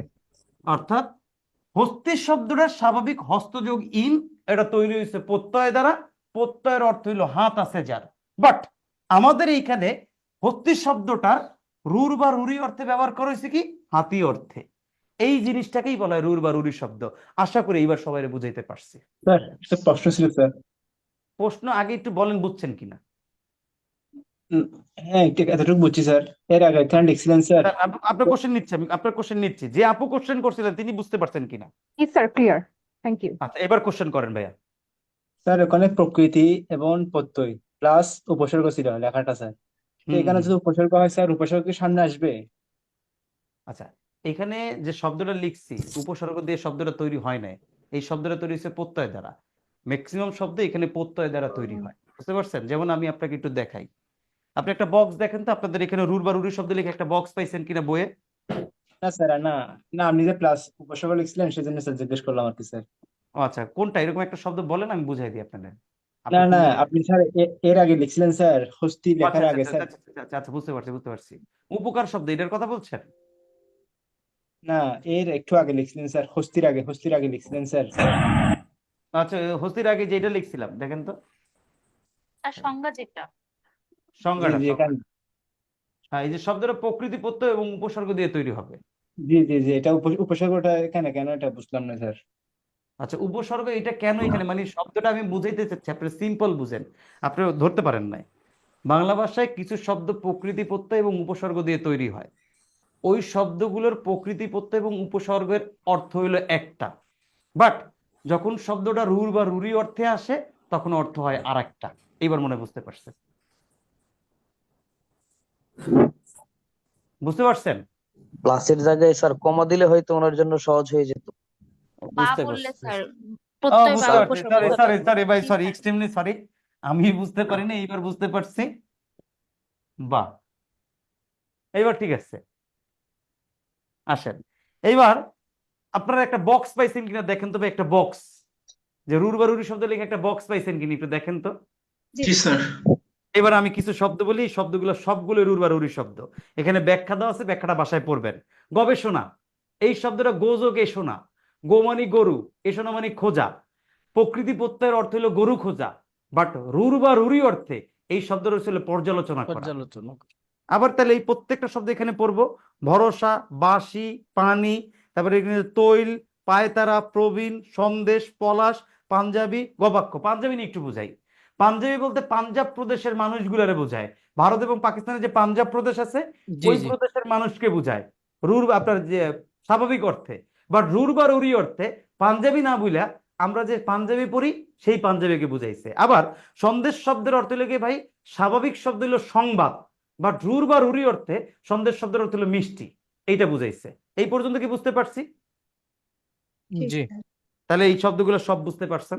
এরপরে দেখেন তবে যোগরুর শব্দগুলো কিছু পাইছেন কিনা আপনারা এখানে? যোগরুর। জি স্যার, হ্যাঁ, পাইছেন না? এবার আসেন, যোগরূঢ় শব্দগুলো সেম। রুর বা রুরি শব্দ প্রকৃতি এবং উপসর্গ দিয়ে তৈরি হয়, বাট অর্থ প্রকাশ করে আরেকটা।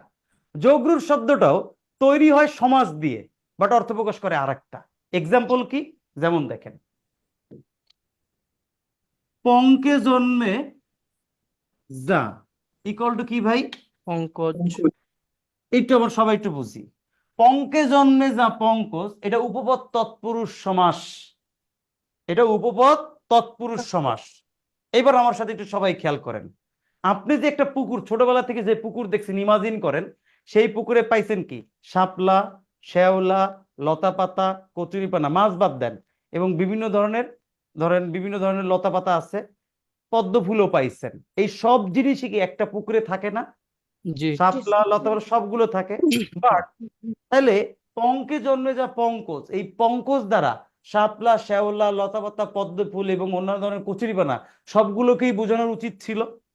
কিন্তু এই সবগুলোকে না বুঝাইয়া যোগরূঢ় অর্থে এই পঙ্কজ দ্বারা বুঝাইছে খালি ভাই পদ্ম ফুলকে। কি ফুলকে বুঝাইছে ভাই? পদ্ম ফুল।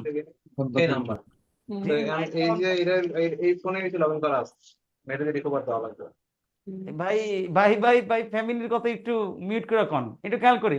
তাহলে পঙ্কে জন্মে যায় ইকুয়াল টু পঙ্কজ, পুকুরে শাপলা, শ্যাওলা, লতা পাতা, গুল্ম, কুচুরিপানা সবই জন্মে। পঙ্কজ বলতে সবগুলোরই বোঝানোর কথা ছিল, বাট যোগরূঢ় শব্দে পঙ্কজ বলতে ওই একটাকেও না বুঝায়া, মানে সবগুলোরে না বুঝায়া একটা জিনিস বুঝাইছে। পঙ্কজ শব্দের অর্থ পদ্ম ফুল। আশা করি আইড্রপ কত নিছে? কি কত নিচ্ছে কি বলেন? হ্যাঁ, ও ভাই আপু কি বলেন এগুলা? কত নিচ্ছে? অনলাইন ক্লাস চলতেছে।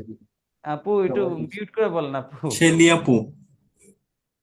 আচ্ছা, শেলি একটু মিউট করে বলেন। এটা তাহলে দেখেন, এই পঙ্কজ বলতে কি এবার সবাই বুঝতে পারছে যেটা পদ্ম ফুল বলছে? এটাকে বলা যোগরূঢ় শব্দ। বুঝতে পারছি কিনা? জি স্যার। আবার আরেকটা পাবেন। তাহলে এইখানে যতগুলো শব্দ আছে, এবার যোগরূঢ় শব্দ বলে একটা বক্স পাইছেন, দেখেন বড় একটা বক্স। সবাই বক্সের দিকে তাকান। রাজার পুত্র ইকুয়াল টু রাজপুত্র, ষষ্ঠী তৎপুরুষ সমাস। রাজপুত্র বলতে আমরা বুঝি একটা রাজার পোলাকে, বাট যোগরূঢ় শব্দে সকল রাজার ছেলেকে বুঝাইছে। আবার একইভাবে পাবেন মহাযাত্রা, জলধি, সুরিত, উদ্ভিদ, পঙ্কজ, সরোজ, কবিগুরু, বেতার। সবগুলো শব্দের ব্যাখ্যা এখানে দেওয়া আছে। সবগুলো শব্দের ব্যাখ্যা পড়বেন। শব্দগুলো তৈরি হয়েছে সমাজ দিয়ে, বাট অর্থ প্রকাশ করছে আর একটা। এটা বলা হয় যোগরূঢ় শব্দ। এই পর্যন্ত বুঝতে কি কারো কোনো প্রবলেম হয়েছে? না স্যার। এই পর্যন্ত যদি বুঝতে কারো প্রবলেম নয়, এবার আমি একটু সামারি দিচ্ছি, একটু খেয়াল করেন। বাংলা ভাষার শব্দগুলোর তিন ভাগে ভাগ করা যায়, একটা গঠন অনুসারে, একটা অর্থ অনুসারে, একটা উৎস অনুসারে। গঠন অনুসারে শব্দ দুই প্রকার, অর্থ অনুসারে শব্দ তিন প্রকার, উৎস অনুসারে শব্দ পাঁচ প্রকার। গঠন অনুসারে যে দুই প্রকার, একটা মৌলিক, একটা সাধিত। যারা ভাঙা যায় না বিশ্লেষণ করা যায় সেটা মৌলিক, যেটা ভাঙাও যায় বিশ্লেষণ করা যায় সেটা সাধিত। অর্থ অনুসারে শব্দ তিন প্রকার, প্রথমটা হলো যৌগিক, পরটা হলো রুর বা রুরি, তারপরটা হলো যোগরূঢ়। একটা শব্দ তৈরি হয়েছে যে অর্থে, ব্যবহার করে ঠিক একই অর্থে, তার নাম যৌগিক। একটা শব্দ তৈরি হয়েছে প্রকৃতি প্রত্যয় এবং উপসর্গ দিয়ে, বাট ব্যবহার করি আরেক অর্থে, তার নাম রুর বা রুরি শব্দ। একটা শব্দ তৈরি হয়েছে সমাজ দিয়ে, বাট ব্যবহার করে আরেক অর্থে, তার নাম যোগরূঢ় শব্দ। এই পর্যন্ত কি বুঝতে পারছেন কিনা? যোগরূঢ়টা আরেকবার বলবেন। যোগরূঢ়টা বলছি আপা, তো শব্দটা তৈরি হবে সমাস দিয়ে, বাট অর্থ প্রকাশ করবে আরেকটা। পঙ্কে জন্মে যা পঙ্কজ, এটা তৈরি হয়েছে সমাজ দিয়ে, বাট পঙ্কজ বলতে পদ্ম ফুলকে বোঝায়। আবার একটা আছে জল ধারণ করে যা জলধি, জল ধারণ করার পাত্রটা না বুঝায় সমুদ্রকে বুঝাইছে। রাজার পুত্র ইকুয়াল টু রাজপুত্র, একটা রাজার পোলারে না বুঝায় সবাই রাজার পোলারে বুঝাই দিয়েছে, এই জন্য ওটা যোগরূঢ় শব্দ। পাইছে এই পর্যন্ত? স্যার সাধিত শব্দটা আরেকবার বলবেন? সাধিত শব্দ যে ব্যাপারটা, যেটা ভাঙা যায়, বিশ্লেষণ করা যায়, অথবা ব্যাকরণ দ্বারা সাধিত হয়, তাকে সাধিত শব্দ বলে। এটা সমাজ দ্বারা তৈরি হইতে পারে, এটা হইতে পারে প্রকৃতি প্রত্যয়, উপসর্গ, দ্বিরোক্তি শব্দ, সন্ধি বা অন্য যে কোনো গ্রামার দিয়ে, এবং শব্দটা দিন শেষে আপনি বিশ্লেষণ করতে পারবেন, ভাঙতে পারবেন। এটাকে বলা হয় সাধিত শব্দ। আশা করি বুঝাইতে পারছি। এবার এবার পৃষ্ঠা নাম্বার আমার বইয়ে 17, আপনাদের বই মনে হয় 15, সেখানে যান। স্যার উৎস অনুসারে 5 প্রকার যে ওইটা আপা ওইখানে যাইতে বলছি, 15 নম্বর পেজ। আপনার বই, আমার বই 17, আপনার বই মানে ধরেন 15, আমি ওইটাই যাইতে বলছি। উৎস অনুসারে যে 5 প্রকার, তার প্রথমটার নাম হলো তৎসম। এই যে তৎসম শব্দ আছে, এটা একটু পড়াচ্ছি, খেয়াল করেন। তৎসম শব্দ কারে বলে? যে শব্দগুলো সংস্কৃত ভাষা থেকে বাংলা ভাষায় আসতে কোনো ধরনের পরিবর্তন লাভ করে নাই তাকে বলা হয় তৎসম শব্দ। আজকে ক্লাস শেষে এই ক্লাস রিলেটেড একটা পিডিএফ আপনাদের পেজে বা আপনাদের ওনাদের কি গ্রুপ না পেজে ওনাদের আপনাদের গ্রুপে একটা পিডিএফ আমি দেব, আপনাদের এটা প্রোভাইড করবে, সমস্যা নাই, পেয়ে যাবেন। আসেন, কারণ এখন যে শব্দগুলো পড়বে এটা আমার পড়ার কাজ না, এটা আপনার পড়ার কাজ। যেটা আমার কাজ ছিল সেটা আমি অলরেডি পড়ায় দিচ্ছি, এখন যেটা পড়াবো খালি একটু বুঝাবো, আর বাকি সব আপনার মুখস্থ করতে হবে। আপনি বুঝেন আর না বুঝেন তাও ছাড়া মুখস্থ করতে হবে। এবার আসেন তৎসম শব্দ, যে শব্দগুলো সংস্কৃত ভাষা থেকে বাংলা ভাষায় আসতে কোনো ধরনের পরিবর্তন লাভ করে নাই তাকে বলা হয় তৎসম শব্দ। যেমন চন্দ্র, সূর্য, গ্রহ, ধর্ম, পাত্র, ভবন, মনুষ্য, গণ, এই শব্দগুলোকে বলা হয় তৎসম শব্দ। বলেন তাহলে, যেমন চন্দ্র, সূর্য, গ্রহ, ধর্ম, পাত্র, ভবন, মনুষ্য, গণ, এই শব্দগুলোকে আমরা বলি তৎসম শব্দ। আর এই তৎসম শব্দ চেনার একটা উপায় হলো কি জানেন? যদি কোনো শব্দে আপনি দেখেন মূর্ধন্য রি, মূর্ধন্য স অথবা ট বর্গীয় বর্ণ পান, এই যে রি, মূর্ধন্য স, ট বর্গীয় বর্ণ, এই বর্ণের সাথে যতগুলো শব্দ আপনি পাবেন এই বর্ণগুলো দিয়া সব শব্দগুলো হবে তৎসম শব্দ। এটা গেল একটা। আর একটা নিয়ম হলে কি দেখেন 2 নাম্বার, আর যত লাস্টেরটা কি? ট ট মানে ট বর্গীয় বর্ণ, ট বর্গীয় বর্ণ ট ঠ ড ঢ, ট বর্গীয় কথাটা লিখবেন ট বর্গীয়, অর্থাৎ ট বর্গের সকল বর্ণের ক্ষেত্রে। আর সিরিয়াল অনুযায়ী লিখলে ট ঠ ড ঢ, এই বর্ণগুলো দিয়ে যতগুলা ট বর্গের ক্ষেত্রে যেটা হয় যুক্ত ন যুক্ত হয় বা যুক্ত এটা যুক্ত হয় সেটা, এটা একটু খেয়াল করি। স্যার, শব্দগুলোকে আগে বসবে স্যার। আপা আমি এখনো ক্লাসে আছি, আমি ক্লাসটা শেষ করে তোরে ফোন দিচ্ছি, সরি। হ্যাঁ স্যার, শব্দগুলো বলছি ভাই, মূর্ধন্য রি, মূর্ধন্য স আর ট বর্গীয় বর্ণ। ট বর্গীয় বর্ণের ক্ষেত্রে দেখবেন একটা ন যুক্ত হয়, ওই নটা হইলো মূর্ধন্য। এই জন্য আমি বলছি ট বর্গীয় বর্ণ, বুঝতে পারছেন? এই ট বর্গীয় ট ঠ ড ঢ, এই 4টা বর্ণের সাথে একটা যুক্ত, যেমন এই যে দেখবেন কাণ্ড, কণ্ঠ, এই যে কাণ্ড, কণ্ঠ, লণ্ঠন, আবণ্টন, বন্টন, এর সাথে যে 9টা যুক্ত হয়েছে না, এই 9টা যুক্ত হওয়ার কারণে এটাকে বলা হয় ট বর্গীয় বর্ণের ক্ষেত্রে যুক্ত ন থাকলে সেটাও তৎসম শব্দ হয়। আর এইখানে তৎসম উপসর্গ, এই যে তৎসম উপসর্গ যেগুলো আছে, এই তৎসম উপসর্গগুলোও কি হয় ভাই? সকল প্রকার তৎসম উপসর্গ যদি কোনো জায়গায় পান সেটাও কি হবে ভাই? আপনার তৎসম। এটা আপনার মনে রাখা লাগবে। তাহলে দেখেন মূর্ধন্য রি, মূর্ধন্য স এবং ট বর্গের ক্ষেত্রে যুক্ত ন আর তৎসম উপসর্গ যুক্ত শব্দ সবগুলো কি শব্দ ভাই? তৎসম শব্দ। এটা আরেকটা হলো সনাতন ধর্ম বা হিন্দু ধর্মের যতগুলো ধর্মীয় শব্দ আছে, সনাতন ধর্মের বা হিন্দু ধর্মের সকল প্রকার ধর্মীয় শব্দগুলো সবগুলোই কি হয়? তৎসম। আরো একটা জিনিস মনে রাখবেন, সকল সাধু শব্দের ম্যাক্সিমামই 95% ক্ষেত্রে সকল সাধু শব্দের ম্যাক্সিমাম শব্দই তৎসম শব্দ হয়, এটাও একটু খেয়াল করবেন। তাহলে তৎসম শব্দ চিনার উপায় হলো এগুলো। আর আমার লেকচার সিরিজে যেটা দেওয়া সেটা পড়তে হবে। এরপরে আমি যেটা পাবো অর্ধ তৎসম,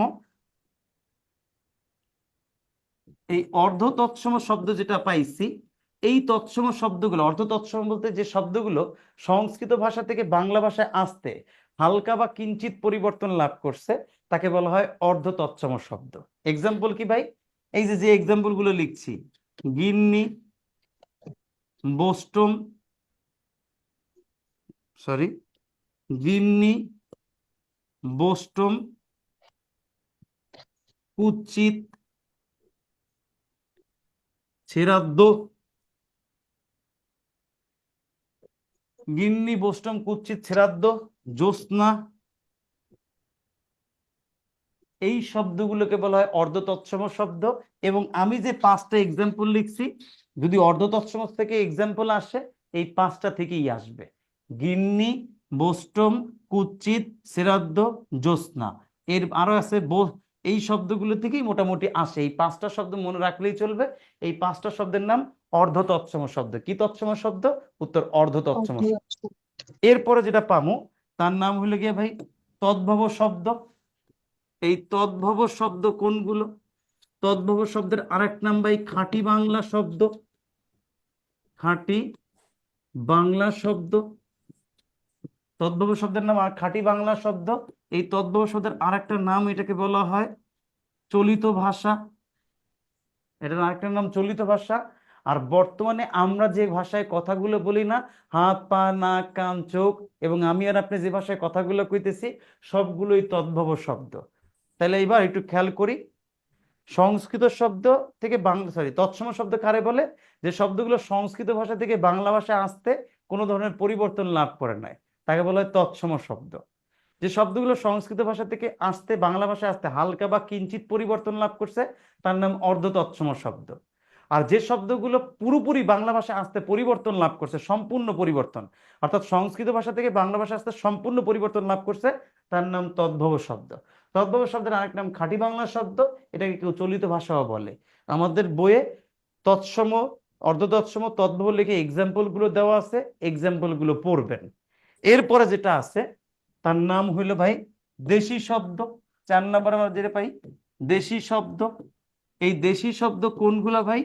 বাংলাদেশের আদিম অধিবাসীর নাম ছিল কোল, মুন্ডা। এই যে কোল, মুন্ডা, এই দুইটা জাতির যে মুখের ভাষাগুলো এখন আমাদের বাংলা ভাষায় রয়ে গেছে, এখনো সেই শব্দগুলো আমরা ব্যবহার করি, এইটাকে বলা হয় ভাই দেশি শব্দ। দ্যাট মিনস দেশি শব্দ বলতে বোঝায় কি? কোল, মুন্ডা, এই জাতির যে মুখের তামিল ভাষা। বলা আছে, তামিল বলা আছে স্যার, তামিল তামিল, কি? হ্যাঁ হ্যাঁ হ্যাঁ, তামিলও লিখতে পারেন। এদের যে কিছু মুখের ভাষা আমাদের দেশে রয়ে গেছে, এটাকে আমরা দেশি শব্দ বলি। যেমন কি ভাই? কুলা, গঞ্জ, টোপ, ঢেকি, ডাগর, ডাব, এই নৌকা, কুড়ি, বিষ, পেট, উদর, এই শব্দগুলো সবই দেশি শব্দ। এরা বাংলাদেশের আদিম অধিবাসীদের মুখের ব্যবহৃত ভাষা, এই জন্য এটাকে বলা হয় দেশি শব্দ। এই পর্যন্ত যে আমরা বুঝাইছি, বুঝতে পারছেন কিনা? বাকি রয়েছে একটা বিদেশি। স্যার অর্ধতৎসমের বোধহয় বইতে দেওয়া নেই স্যার এটা। নাই নাই নাই, এই জন্য আমি 5টা লিখে দিচ্ছি, যে 5টা থেকে আপনার পরীক্ষা আসতে পারে, আমি লিখে। পাঁচটা আরেকটা আরেকবার বলবেন? 3টা লিখতে পারছি, 2টা মিস করে গেছি। স্ক্রিনশট মেরে দেন না একটা। গিন্নি, বোষ্টম, এক কাম করেন, কুৎসিত, এক কাম করেন, শ্রাদ্ধ। এত প্যারা নিয়েন না। আমি আপনাদের পিডিএফ দিব, একটা শব্দের শ্রেণী মুখস্থ করার একটা কৌশল আছে, যেটা হলো ছন্দ দিয়ে পড়তে হয়। কারণ আপনার বইয়ের দিকে তাকায় দেখেন, এত এত শব্দ আছে, এটি মনে থাকবে না। বাট যেটা বারবার পরীক্ষা আসে, ঘুরে ফিরে পরীক্ষা আসে, ওইরকম দিয়ে কিছু একটা ছন্দ মতো বানানো আছে আমার কাছে।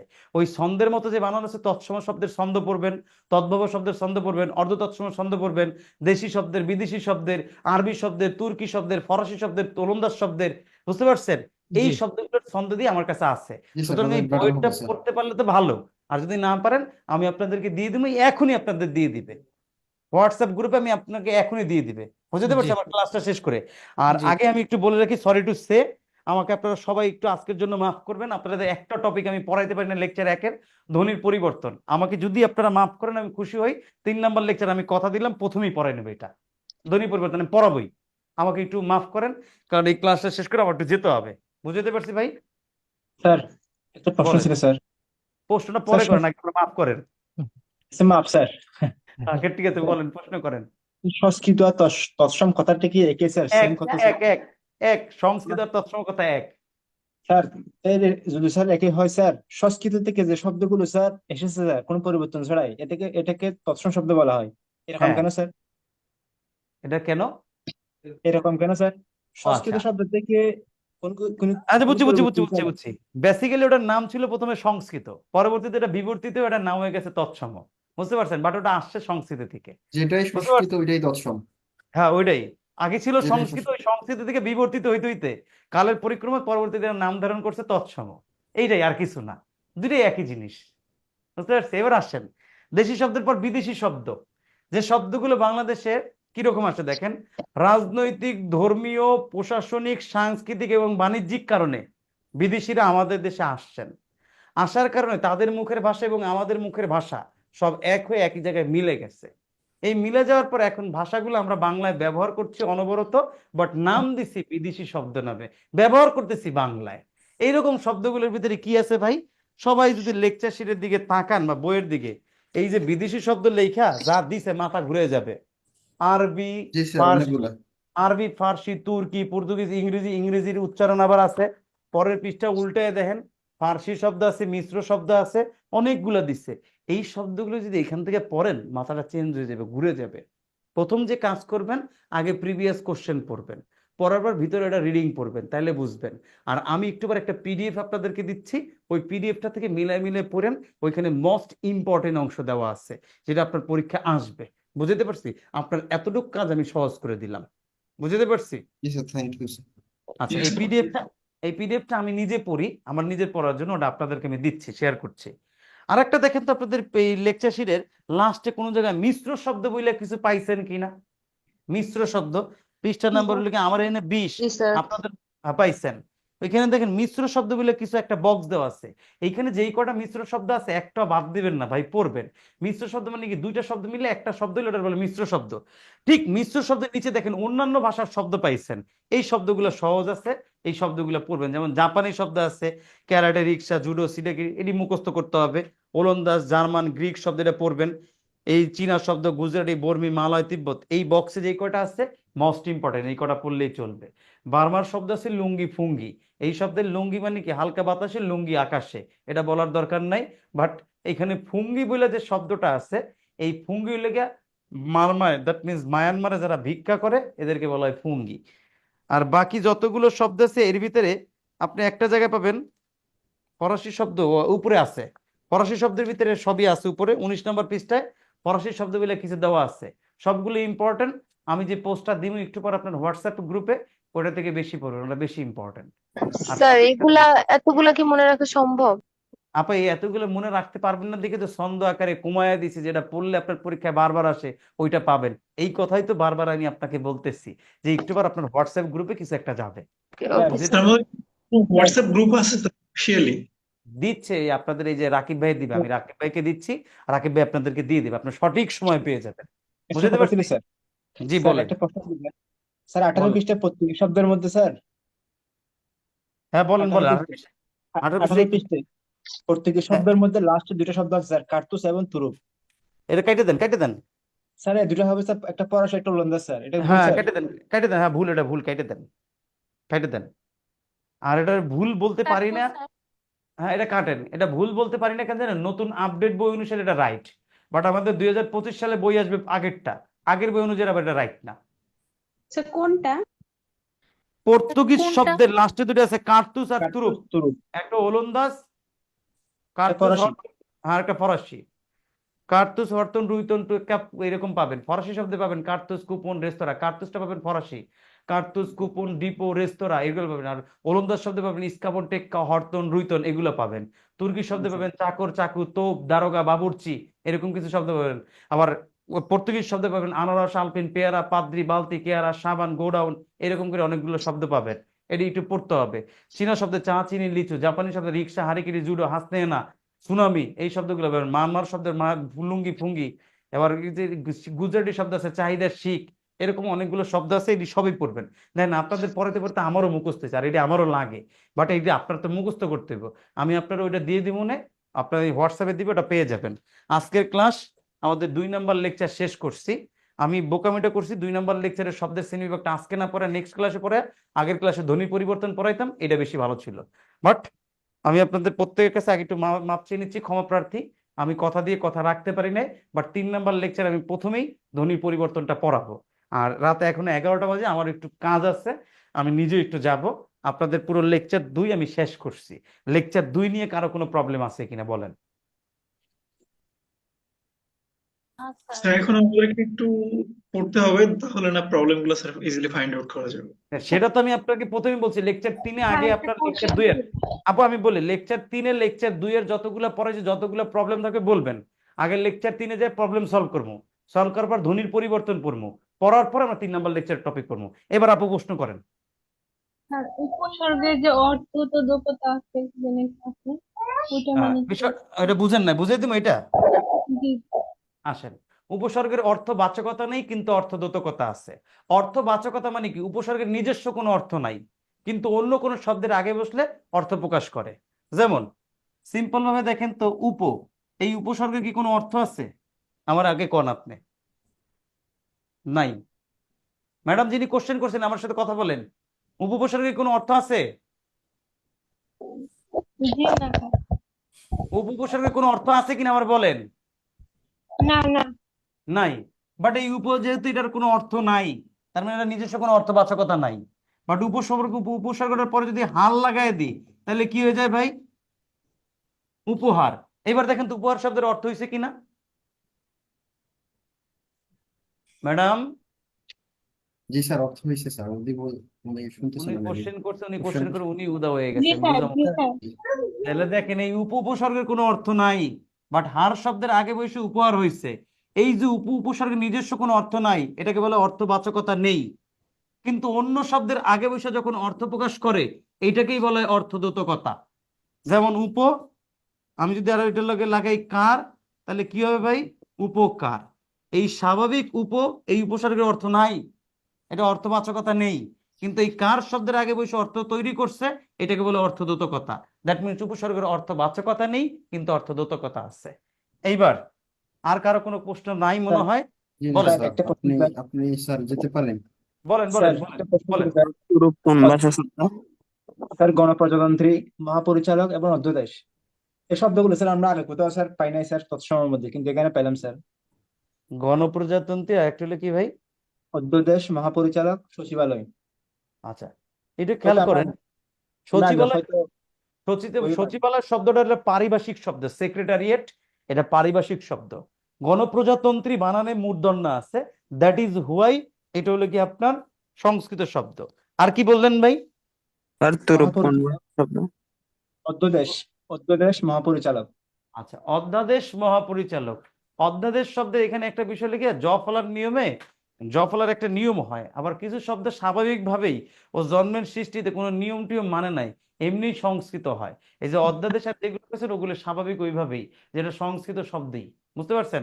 বাট সেক্রেটারিয়েট শব্দটা পারিভাষিক শব্দ, আর গণপ্রজাতন্ত্রী শব্দের নিয়ম অনুসারেই সংস্কৃত হয়েছে, এখানে মূর্ধন্য আছে। গণপ্রজাতন্ত্রী একটা দীর্ঘিকার আছে দেখেন, এই দীর্ঘিকার অর্থাৎ সংস্কৃত শব্দে যেটা যদি দীর্ঘিকার ব্যবহার করা হয় এবং এটা যদি রাইট হয়, তাহলে ওটা সবসময় তৎসম শব্দ হবে। আর বাকি যে দুইটা শব্দ এটা তৈরি হয়েছে সংস্কৃত ভাষার আদলে, দ্যাট ইজ ওটা সংস্কৃত শব্দ। সব জায়গায় পাবেন না, কিছু কিছু জায়গায় অনেকগুলো শব্দ পাইতে পারেন, কারণ বাংলা ভাষায় টোটাল শব্দ আছে 1,70,000-এর উপরে। এত শব্দ আমিও জানি না, আপনিও জানেন না। আমরা যা পড়ি তা কিছু লিমিটেড শব্দগুলো পড়ি, বুঝতে পারছি, যেগুলো স্যার বারবার। পরীক্ষায় এরকম একটা এসে গেলে তো আমরা স্যার ভুল করে ফেলবো স্যার। হ্যাঁ, এই জন্যই ভুল করবেন, এই জন্য বারবার পড়তে হবে, প্র্যাকটিস করতে হবে পিছনের কোশ্চেন। স্যার আপনি আজকে তারা আছে স্যার, আপনি চলে যান, অন্যদিন কোশ্চেন নিয়ে এরপর আসেন। আমি যদি প্রশ্ন করে দেখেন, আপনি বলি দাঁড়ান, এরপর আপনি 20টা এমসিকিউ বা 25টা এমসিকিউ যাই আসুক না কেন সমন্বিত ব্যাংকে বা বাংলাদেশ ব্যাংকের এডিতে, 25টাই আসে, ধরেন 20টাই আসলো, এই 20টা আসলে এর ভিতরে আপনি 3-4টা কোশ্চেন উত্তর পারবেন না। এই 3-4টা কোশ্চেন উত্তর পারবেন না কেন জানেন? ও কোশ্চেনটা সেটই করবো এরকম ডিফিকাল্ট। এখন বইও আপনি পড়ে গেছেন সংস্কৃত শব্দ একরকম, বাট আপনার পরীক্ষায় যে সংস্কৃত শব্দটা দিছে ওটা আপনি জীবনে চোখেও দেখেন নাই, ওটা আপনি ধরতে যাইবেন না, কারণ আমার আর আপনার পক্ষে সব পারা সম্ভব না। ওকে, আল্লাহ হাফেজ, ভালো থাকবেন, ভালো রাখবেন, বেঁচে জি থাকলে স্যার, দেখা হবে থ্যাংক ইউ স্যার। ইনশাআল্লাহ। নেক্সট 3 আসসালামু নাম্বার আলাইকুম লেকচার, স্যার। 3 নাম্বার, ওয়ালাইকুম আসসালাম। 3 নাম্বার লেকচারে 2 নাম্বার লেকচারে প্রবলেম মানে বুঝামু, তারপর আগে 1 নাম্বার লেকচারে ধ্বনি পরিবর্তন বুঝামু। সুতরাং 2 নাম্বার লেকচার ভালো করে পড়বেন, প্রবলেম থাকলে আমারে কইবেন, উত্তর দেবেন ইনশাআল্লাহ। জি আল্লাহ স্যার, হাফেজ। ইনশাল্লাহ স্যার, ধন্যবাদ স্যার, ভালো থাকবেন। জি, আল্লাহ হাফেজ।